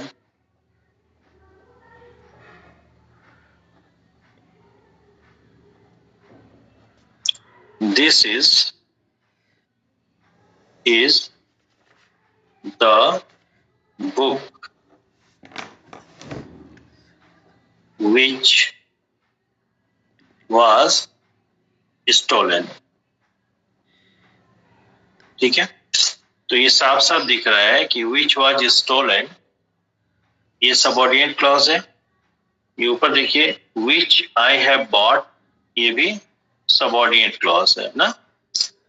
which रिलेटिव प्रोनाउन है, तो इसका एंटीसीडेंट कौन जा रहा है? बुक। बुक चूंकि नॉन लिविंग है तो नॉन लिविंग के लिए which चलेगा, कोई दिक्कत की बात नहीं है। यहाँ पे which किसको रेफर कर रहा है? बुक को। नॉन लिविंग है तो which चलेगा। लेकिन which जो है सब्जेक्टिव केस में भी which होता है और ऑब्जेक्टिव केस में भी which होता है। ठीक है, which जो है which का सब्जेक्टिव केस भी which होता है और ऑब्जेक्टिव केस भी which होता है। इसका अलग अलग फॉर्म नहीं होता है।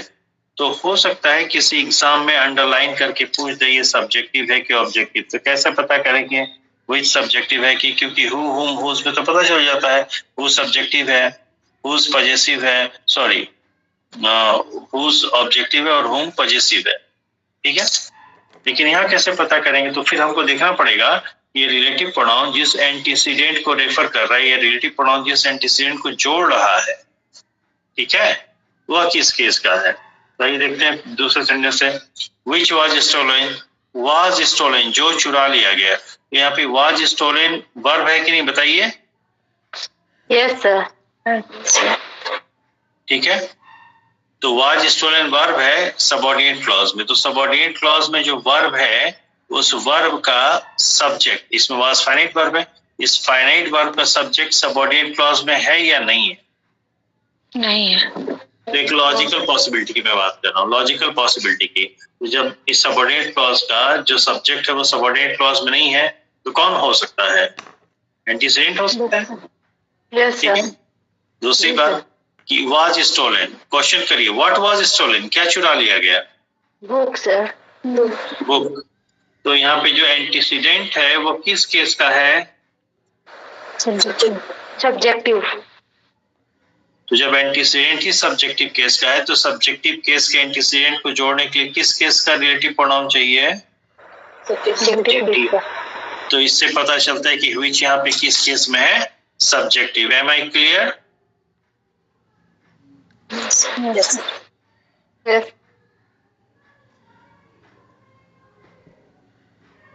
ठीक है, ऊपर आइए, which I have bought जो मैंने खरीदा है।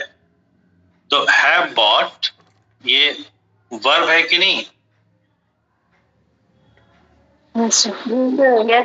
जिसमें कि have फाइनाइट वर्ब है, bought जो है मेन वर्ब नॉन फाइनाइट है ना।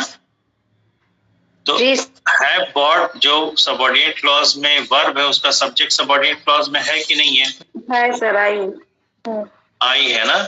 तो बस कुल मिला जुला के कि सबऑर्डिनेट क्लॉज में जो वर्ब है उस वर्ब का सब्जेक्ट यदि सबऑर्डिनेट क्लॉज में है, यदि सबऑर्डिनेट क्लॉज में सब्जेक्ट है तो इसको अलग से किसी सब्जेक्ट की जरूरत पड़ेगी क्या? No sir. No sir. इसका मतलब ये है कि एंटीसीडेंट अब सब्जेक्टिव का काम नहीं करेगा ना। एक बात तो क्लियर हो गई। अब चाहे ये एंटीसीडेंट चाहे जिस केस का हो, सब्जेक्टिव का नहीं हो सकता। अब देखिए हैव बॉट मैंने खरीदा है, तो मैंने क्या खरीदा है? कुछ तो खरीदा होगा ना। ये ट्रांसिटिव वर्ब है कि नहीं? खरीदने का काम कोई करेगा, कोई चीज खरीदेगा। हाँ है ना, ट्रांसिटिव वर्ब है कि नहीं? Yes sir. ठीक है, तो ट्रांसिटिव वर्ब को ऑब्जेक्ट चाहिए। तो यहाँ पे सबऑर्डिनेट क्लॉज में जो ट्रांसिटिव वर्ब है उस ट्रांसिटिव वर्ब का ऑब्जेक्ट सबऑर्डिनेट क्लॉज में है या नहीं है? No sir. नहीं है, पर पूरे सेंटेंस में कहीं है कि नहीं? मैंने क्या सर है। क्या मैंने क्या खरीदा है? बुक खरीदा। बुक खरीदा। तो इसका ऑब्जेक्ट जो है कहाँ है? एंटीसीडेंट के रूप में है। तो एंटीसीडेंट किसका काम कर रहा है? ऑब्जेक्ट का काम कर रहा है, यानी ऑब्जेक्टिव केस में है। तो ऑब्जेक्टिव केस के एंटीसीडेंट को जोड़ने के लिए किस केस का रिलेटिव प्रोनाउन चाहिए? ऑब्जेक्टिव केस का।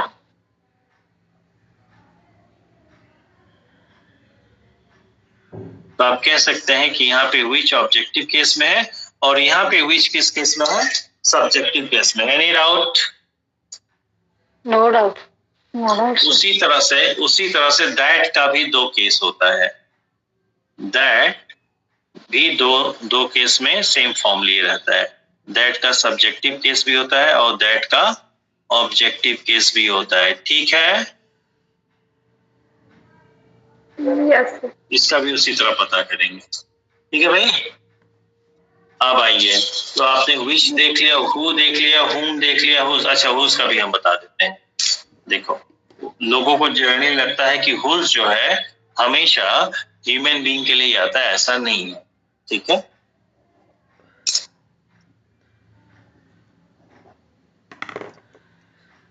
This is the chair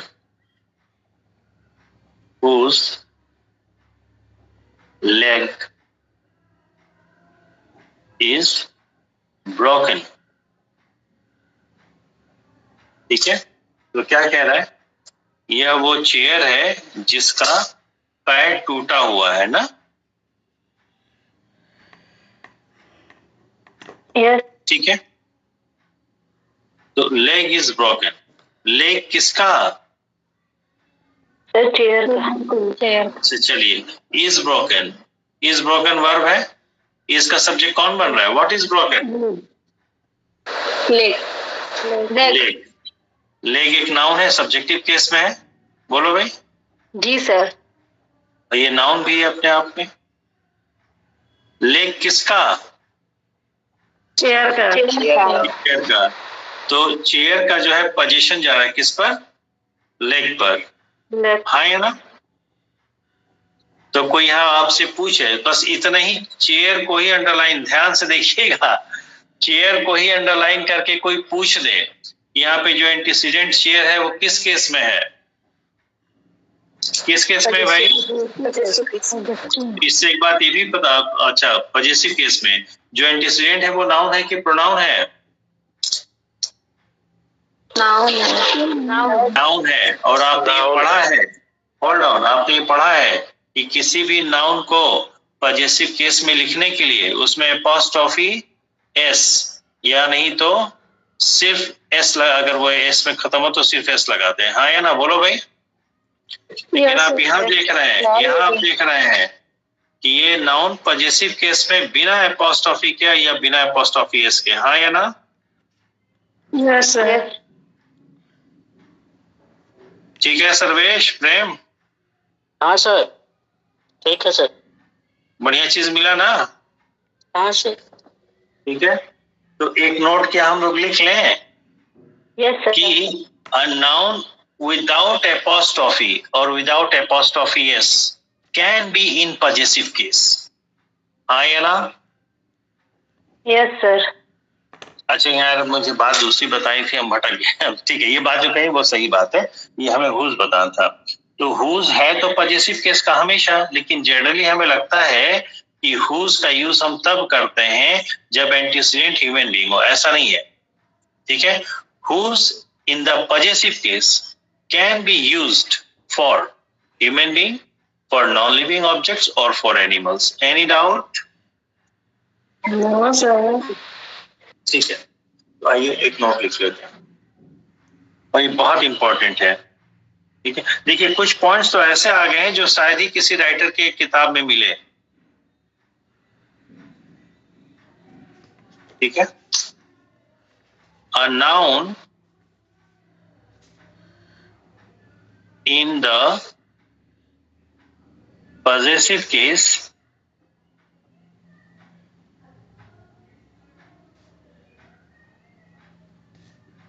can be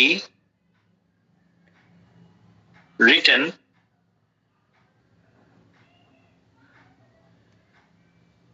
without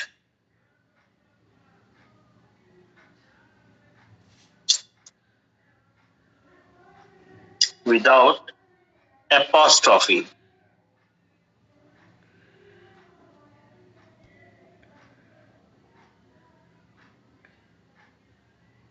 Without apostrophe or without apostrophe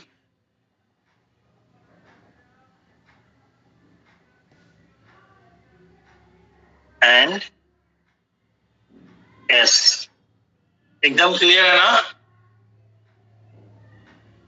Yes. A noun in the possessive case can be written without apostrophe or without apostrophe and s. बोलो भाई, एक noun को positive case में बिना apostrophe या बिना apostrophe S के भी लिखा जा सकता है। एकदम क्लियर है? Yes, sir. ठीक है, ओके। तो ये पॉइंट नंबर 1 हो गया। इसको हिंदी में तो लिखने की आवश्यकता नहीं है, अगर आवश्यकता हो तो जल्दी बताइए, मैं तुरंत। हाँ, नहीं लिखना। ठीक है, ठीक है, रुको भाई, कुछ बच्चों से तो साक्षी बेटा लिखवा दे हिंदी में, जल्दी बताओ। तुम लोग सबकी ना सुना करो, अपनी बताओ। साक्षी, प्रिया, नो सर, ओके ठीक है, चलो ठीक, ठीक है, चलो। इसी में पॉइंट नंबर 2 लिखते हैं और बहुत इंपॉर्टेंट है।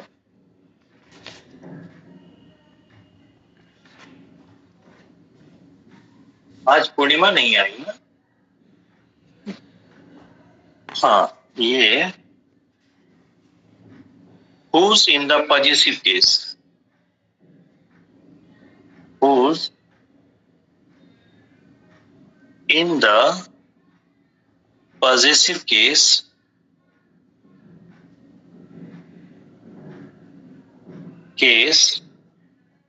can be used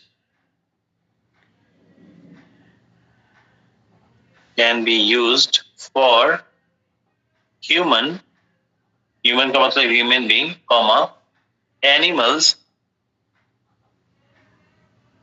और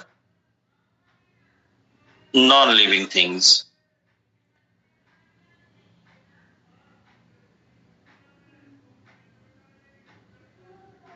ठीक है भाई? जी। ठीक है, यानी whose का प्रयोग पॉजिटिव केस में, whose हमेशा पॉजिटिव केस में होता है, ये लिखने की जरूरत ही नहीं थी। ठीक है, whose हमेशा पॉजिटिव केस में। ठीक है, whose का प्रयोग पॉजिटिव केस में ह्यूमन के लिए, नॉन लिविंग के लिए और एनिमल्स के लिए भी किया जाता है। ओके, अब देखो यहाँ पे whose मतलब जिसका। दिस इज द, क्या चीज? सर स्क्रीन चली गई। ओके, मेरी चलेगी क्या भाई स्क्रीन? क्लियर है। यस सर, स्क्रीन चली गई और आवाज भी कट के आ रही है। और हमें तो एकदम क्लियर दिख रहा है। बहुत क्लियर है। बहुत गंदा है, इसलिए उनके और हमारे साथ दिक्कत हो रही है। किसके साथ दिक्कत हो रही? क्या दिक्कत हो गई? सर हम लोग यहाँ अब मौसम बहुत गंदा है, इसलिए कभी स्क्रीन जाती है, कभी आवाज इधर उधर हो रही है। अभी ठीक है, अभी ठीक है। हाँ सर, अब ठीक हो गया। ठीक है। अरे ऐसा तो नहीं कि 1.5 घंटा बीतने के बाद कुछ लोगों का स्क्रीन गड़बड़ होने लगता हो? नहीं सर, यहाँ बहुत गंदा मौसम है। ठीक है, ओके, सुन लीजिए। यहाँ पे क्या लिखा है? This is the chair whose leg is broken। whose मतलब जिसका, तो यहाँ पे whose एक वर्ड आ गया है। इसके बदले हम लिख सकते थे of which। ठीक है, तो भी भाव वही आता, पढ़ के देखिए।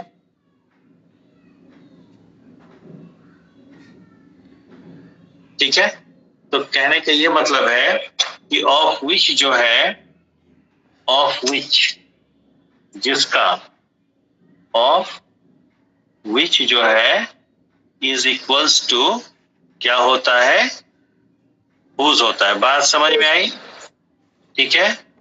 लक्ष्य तुम लोग के एग्जाम में इंप्रूवमेंट ऑफ द सेंटेंस आता है या फिल इन द ब्लैंक्स आता है, ठीक है ना? तो उसमें इस तरह के क्वेश्चन बन सकते हैं, ठीक है। तो कहीं पे दो चॉइस दे दिया है, ऑफ विच और हुज, तो तुमको लगेगा कि एक दूसरे के बराबर है भी, तो किसको चूज करोगे? बोले सिंगल वर्ड को, ठीक है। भाषा में कम से कम शब्दों का प्रयोग अगर किया जाए तो अच्छा माना जाता है, ठीक है। कोई दिक्कत? No sir. No sir. यहां तक क्लियर है? ओके, तो आपने देख लिया, हुज का यूज देख लिया, विच का यूज देख लिया, और अब किसका यूज बचा है? एज का यूज बचा है, और उसके बाद दैट का। दैट तो खुद ही 1-1.5 घंटा चलेगा, ठीक है। कोई परेशान ना हो, मैं जल्दी छोड़ने वाला हूं, ठीक है। फिर यहाँ पे लिखते हैं यूज ऑफ रिलेटिव। क्या मन जाना है क्या? हाँ मैं हूं, आधे घंटा कम से कम। Use of relative pronoun as, use of relative pronoun as, कि एज, हाँ जाओ जाओ।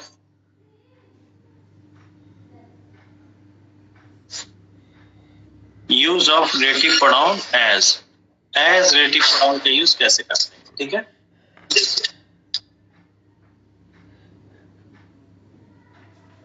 बोले एक एग्जाम्पल लेते हैं, he is such a teacher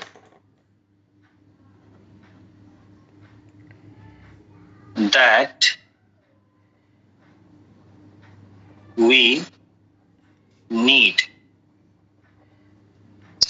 तो यहाँ पे that we need subordinate clause हो गया, ये नीड ट्रांसिटिव वर्ब है, ठीक है। इसका सब्जेक्ट, नीड का सब्जेक्ट वी दिया है, और नीड ट्रांसिटिव हमें आवश्यकता है, हमें किसकी आवश्यकता है? उसका ऑब्जेक्ट यहाँ दिए नहीं है, तो भाव पूरा नहीं हो रहा है। जब भाव पूरा नहीं हो रहा है तो सबऑर्डिनेट क्लॉज बनेगा। सेंटेंस का एक पार्ट है, सेंटेंस के इस पार्ट में वर्ब भी है, सॉरी सब्जेक्ट भी और वर्ब भी है, तो सेंटेंस का इतना हिस्सा जिसमें सब्जेक्ट वर्ब दोनों क्लॉज हो जाएगा, भाव नहीं पूरा करे तो सबऑर्डिनेट क्लॉज हो जाएगा। अब यहाँ पे दैट आ गया है, ठीक है। भाव कह रहे he is such a teacher that we need, ये वैसा टीचर है जो हमें चाहिए, जैसा हमें चाहिए,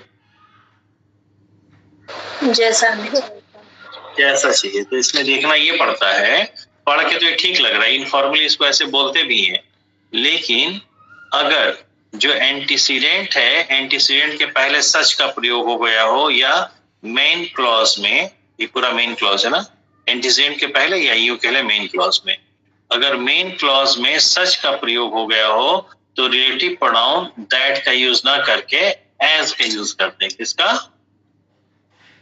एज। क्लियर है? Yes sir. सर यहाँ पे सच यूज हुआ है, इसलिए दैट यूज ना होके एज होगा। हाँ एज होगा, तो यहाँ पे एज क्या है? रिलेटिव प्रोनाउन है,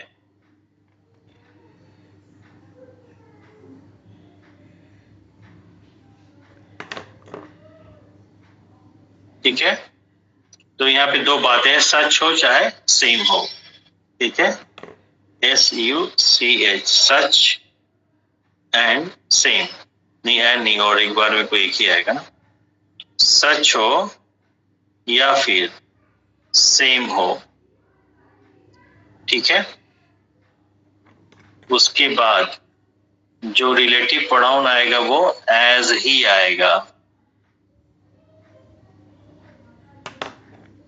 एज यहाँ पे क्या है? रिलेटिव प्रोनाउन है, ठीक है। तो सच और सेम के बाद जो रिलेटिव प्रोनाउन आएगा हमेशा एज ही आएगा, ठीक है। Yes sir. ठीक है, तो यहीं पे एक नोट लिखा देता हूं, पहले हिंदी में लिख लें, हिंदी में लिख लें। यदि मेन क्लॉज में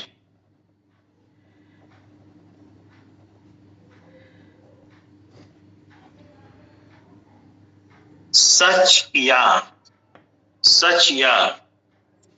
सेम, सेम, सच या सेम का प्रयोग किया गया है। नहीं, गलत हो जाएगा, रुक जाओ। यहाँ पे सिर्फ आप सच को लीजिए, सेम को मत लीजिए, सिर्फ सच को लीजिए, ठीक है। देखिए, यदि मेन क्लॉज में सच का प्रयोग किया गया हो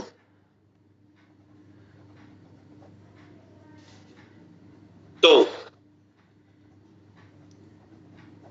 रिलेटिव प्रोनाउन एज का ही प्रयोग किया जाएगा, ठीक है।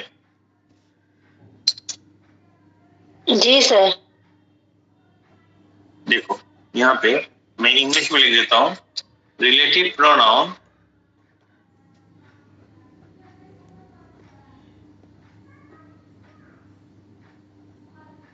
As is used only if, केवल तब, only if it is followed by, it is preceded कर देता हूं, only if it is preceded, यानी उसके पहले आया है, PRECEED, डबल ई होता है प्रीसीड, PREC, डबल ई होता है कि सिंगल ई होता है, देख लेना भाई, डाउट हो गया मुझे। प्रीसीडेड बाय सच,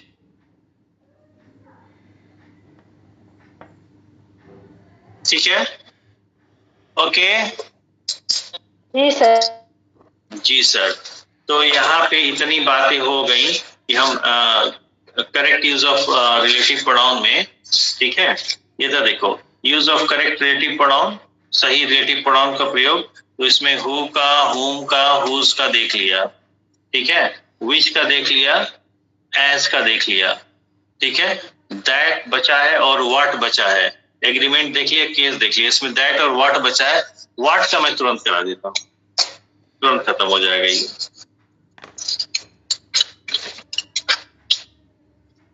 देखो,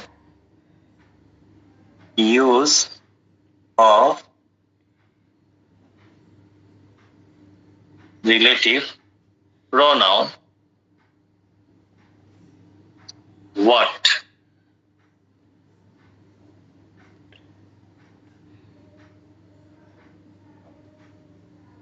ठीक है। देखो,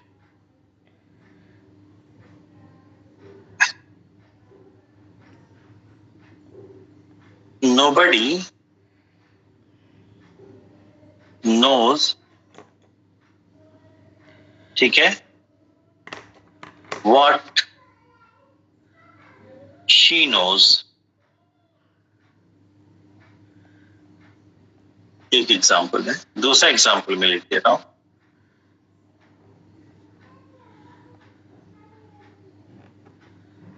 I don't know what she wants, ठीक है, इतना काम हो जाएगा। अब देखिए, what she knows क्या भाव दे रहा है, वह क्या जानती है या वह जो जानती है, वह जो जानती। देखिए कुछ चीजें आप लोगों को समझाता हूं। What she knows, question mark.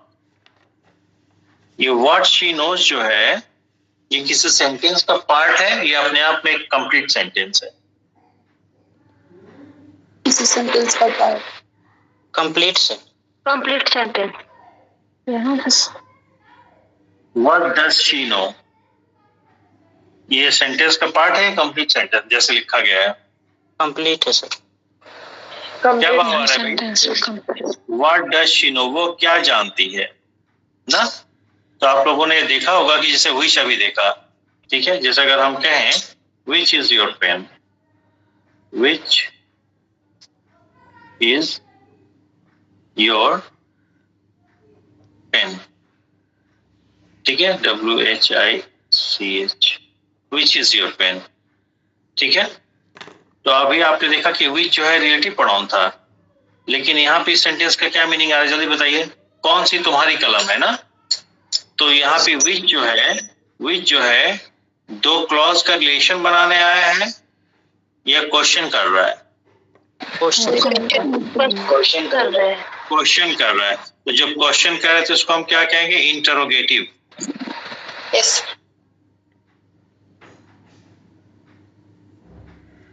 Noun के बारे में पूछा तो प्रोनाउन हो जाएगा। ये क्या हो गया, इंटरोगेटिव प्रोनाउन। ये व्हाट जो है किसी दो पार्ट को जोड़ रहा है या सवाल कर रहा है कि वो क्या जानती है? सर सवाल कर, क्वेश्चन कर रहे हैं। सवाल कर रहा है। जब क्वेश्चन कर रहा है, इंटरोगेट कर रहा है, तो इंटरोगेटिव वर्ड हुआ कि नहीं? Yes sir.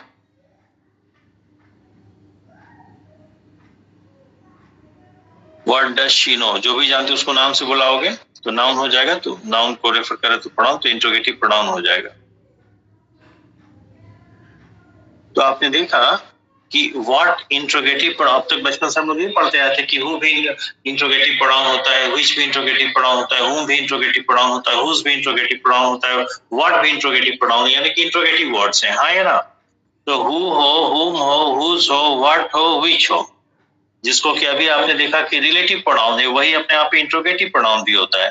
तो इन वर्ड से, क्वेश्चन वर्ड के माध्यम से, ध्यान से सुनिएगा, क्वेश्चन वर्ड के, जिसको आमतौर पे आप क्वेश्चन वर्ड कहते हैं, क्वेश्चन वर्ड के माध्यम से अगर क्वेश्चन किया जा रहा है तब तो वो इंटरोगेटिव वर्ड कहलाएंगे। लेकिन अगर क्वेश्चन वर्ड के माध्यम से क्वेश्चन नहीं किया जा रहा है बल्कि किसी दो पार्ट को जोड़ा जा रहा है तो इंटरोगेटिव ना कह के रिलेटिव कहेंगे। कोई दिक्कत? रिलेशन बनाएंगे तो रिलेटिव वर्ड। तो बोलो भाई। No sir. ठीक है, जैसे विच वाला था यहाँ पे, कहा गया ये, this is the book which was stolen. तो विच यहाँ पे सबऑर्डिनेट क्लॉज का मेन क्लॉज से रिलेशन बना तो रिलेटिव वर्ड होगा। बोलो भाई, अपने आप पे प्रोनाउन है तो रिलेटिव प्रोनाउन कहेंगे। पर वही विच यहाँ पे लग गया है, विच इज योर पेन, तो यहाँ पे क्वेश्चन करा तो इंटरोगेटिव वर्ड हो गया। Any doubt? No doubt sir. No doubt. सुनो ध्यान से। तो व्हाट शी नोज, ये क्या भाव दे रहा है? वह क्या जानती है या जो जानती है? क्या का भाव दे रहा है कि जो का भाव दे रहा है? जो जानते सर, जो। ठीक है, जो। ठीक है, जो। तो जो तो किसी को रेफर करेगा ना, क्योंकि रिलेटिव प्रोनाउन है तो किसी एंटीसीडेंट को रेफर करेगा। बोलो भाई। Yes sir.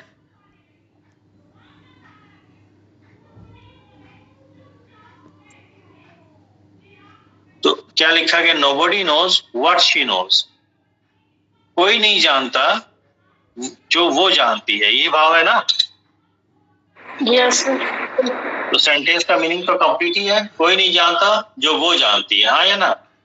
अब वो जानती है, अब देखिए नोज या इस सबऑर्डिनेट क्लॉज में, नोज फाइनाइट वर्ब है, इस फाइनाइट वर्ब का सब्जेक्ट सी है, दिया गया सब्जेक्ट, और नो अपने आप में ट्रांसिटिव वर्ब है, तो ट्रांसिटिव वर्ब का ऑब्जेक्ट चाहिए, हाँ या ना। जी। तो इसका ऑब्जेक्ट कहाँ है? पूरे सेंटेंस में कहीं है ही नहीं। क्यों? क्योंकि किसी को नहीं पता वो जानती क्या है। बात समझ में आ रहा है? जी सर। ठीक है, तो ध्यान सुनिए। जब सेंटेंस में रिलेटिव प्रोनाउन का एंटीसीडेंट दिया ना हो, अननोन हो या वेल अंडरस्टूड हो, कुल मिला के अननोन होगा तो भी, वेल अंडरस्टूड होगा तो भी, हम उसको लिखेंगे नहीं। तो सेंटेंस में जहां पे रिलेटिव प्रोनाउन की जगह बनेगी, उस रिलेटिव प्रोनाउन का अगर एंटीसीडेंट दिया ना गया हो तो हम किस रिलेटिव प्रोनाउन का यूज करेंगे? व्हाट का। Any doubt? No sir. बोलो भाई। एक बच्चा है, रो रहा था, जिद कर रहा था, ठीक है, घर में लोग परेशान हो के पता करो यार वो क्या चाहता है, ठीक है, हम बहुत जानने की कोशिश की, पता ही नहीं चला, तो मैंने कहा I don't know what she wants, मुझे नहीं पता वो चाहती क्या है, वो जो चाहती है मुझे नहीं पता। क्लियर है? तो वो चाहती क्या है, चाहना ट्रांसिटिव वर्ब है, चाहेगा कोई और, चाहेगा किसी चीज को, ठीक है। तो चाहना यहाँ पे ट्रांसिटिव वर्ब है, इस ट्रांसिटिव वर्ब का ऑब्जेक्ट होना चाहिए, पूरे सेंटेंस में उसका ऑब्जेक्ट नहीं दिया है। तो जब रिलेटिव प्रोनाउन का एंटीसीडेंट सेंटेंस में मेंशन नहीं होगा तो रिलेटिव प्रोनाउन हमेशा व्हाट यूज होगा। Any doubt? No sir. Note लिख दे। Yes sir. हिंदी में पहले लिख लीजिए। जब सेंटेंस में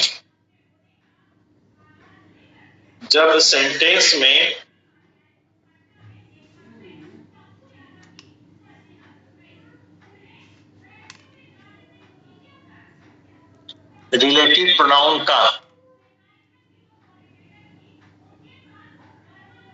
एंटीसीडेंट, रिलेटिव प्रोनाउन का एंटीसीडेंट ना दिया गया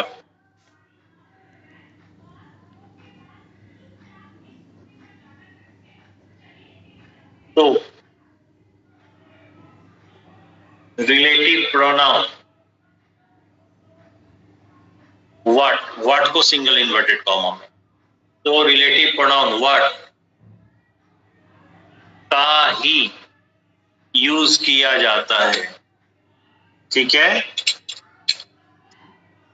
yes sir. When the antecedent of the relative pronoun is not mentioned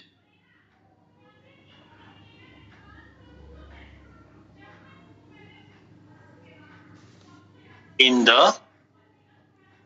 sentence, ठीक है, semicolon, we use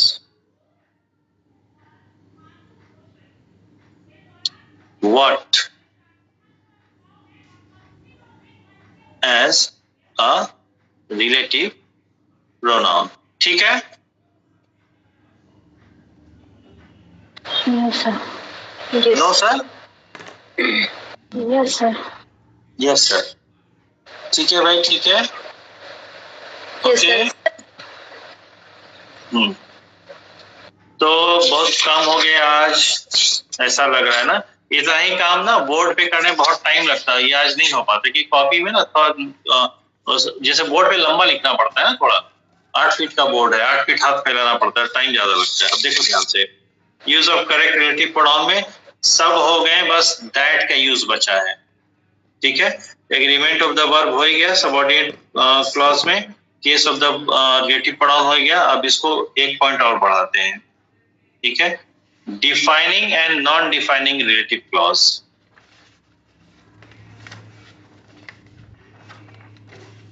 defining and non defining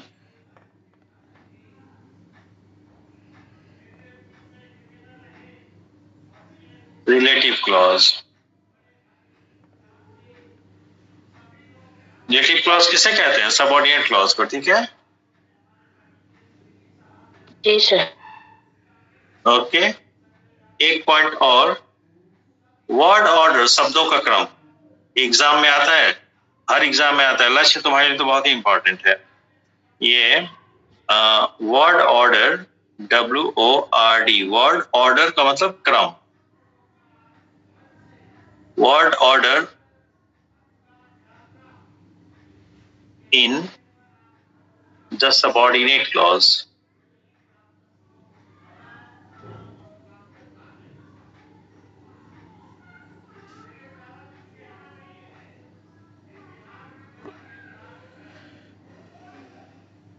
ठीक है। एक पॉइंट थोड़ा सा मैं बता दूं आप लोगों को, देखिए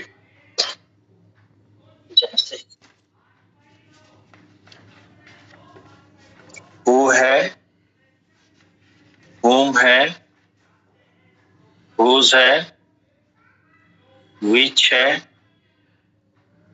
what है, अभी तक के लिए, ठीक है।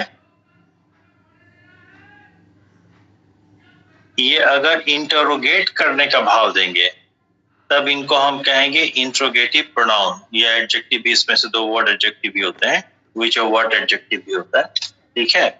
तो इनको हम कहेंगे इंटरोगेटिव।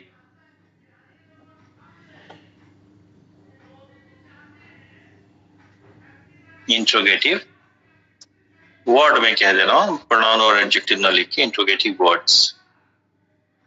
इंट्रोगेटिव वर्ड कौन होते हैं? बोले जिनके माध्यम से इंट्रोगेट करते हैं या प्रश्न करते हैं, ठीक है, इंट्रोगेटिव वर्ड होते हैं। कब? हमेशा नहीं, इंट्रोगेटिव वर्ड्स, ठीक है। When, ये इंट्रोगेटिव वर्ड्स हैं, प्रश्नवाचक शब्द हैं। When these are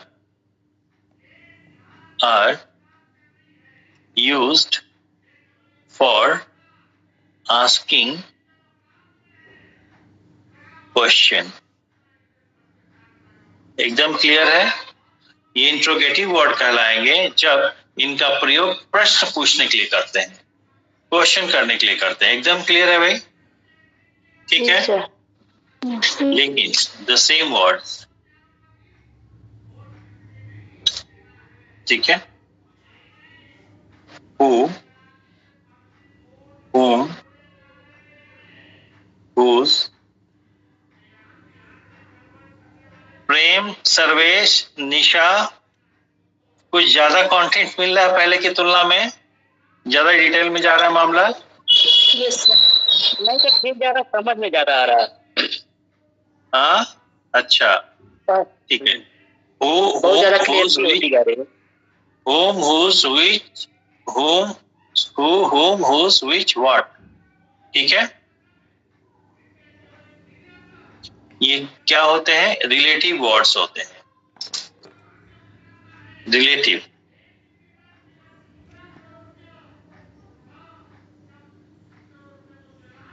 relative pronoun मान लेते हैं, प्रोनाउन ही, यहाँ पे तो सारे रिलेटिव प्रोनाउन ही है। रिलेटिव प्रोनाउंस, ठीक है, ये रिलेटिव प्रोनाउन है, ठीक है। कब? when used, when used to join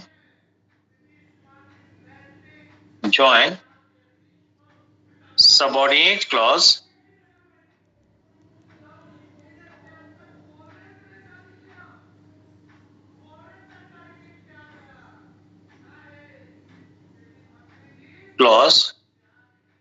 with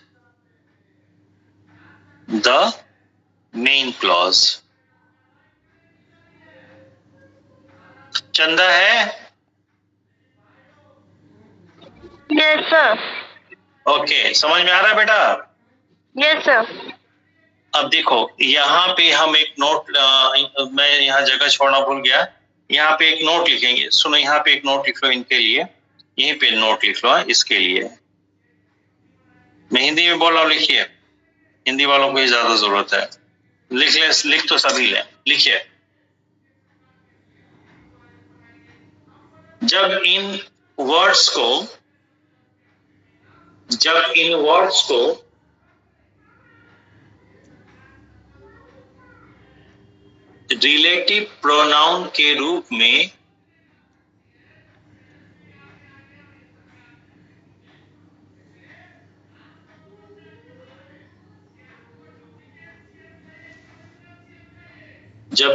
को रिलेटिव प्रोनाउन के रूप में यूज किया जाता है, तब इन वर्ड्स को रिलेटिव प्रोनाउन के रूप में यूज किया जाता है, तब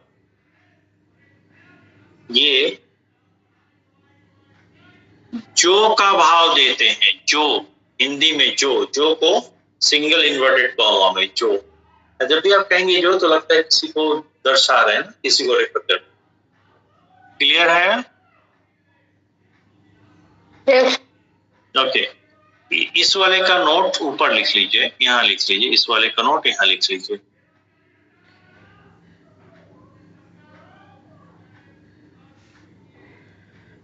इन वर्ड्स को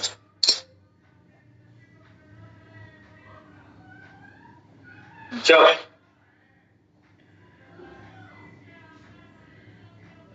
इंटरोगेटिव वर्ड के रूप में इन वर्ड्स को जब इंटरोगेटिव वर्ड्स के रूप में प्रयोग किया जाता है, यूज किया जाता है, इन वर्ड्स को जब इंटरोगेटिव वर्ड्स के रूप में यूज किया जाता है, तब ये कौन, inverted comma, single inverted comma, कौन, ऑब्लिक, क्या,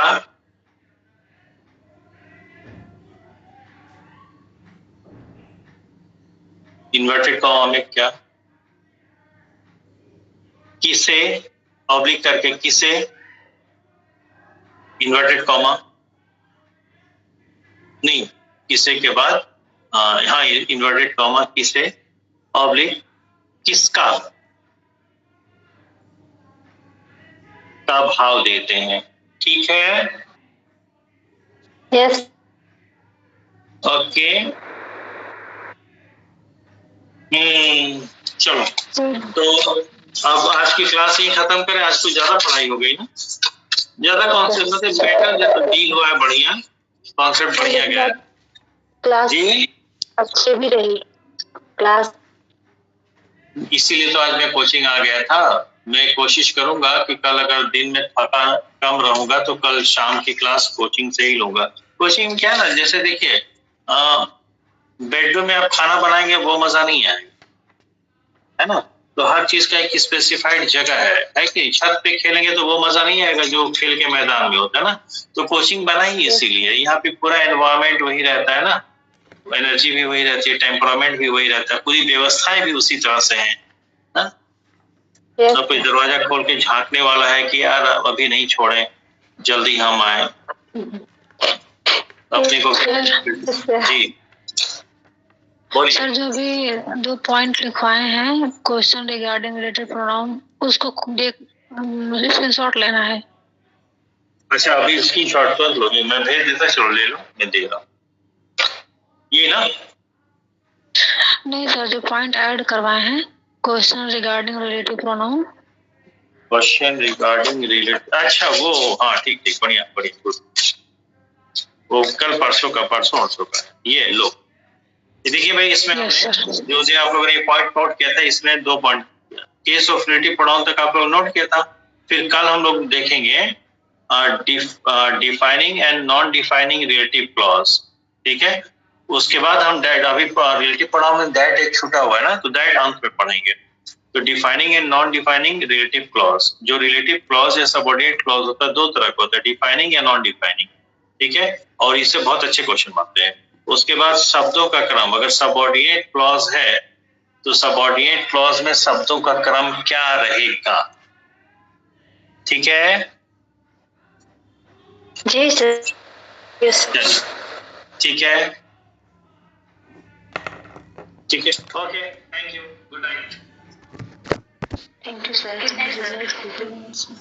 मेरा भी ज्यादा हो गया, मतलब शाम को 5 बजे से भी क्लास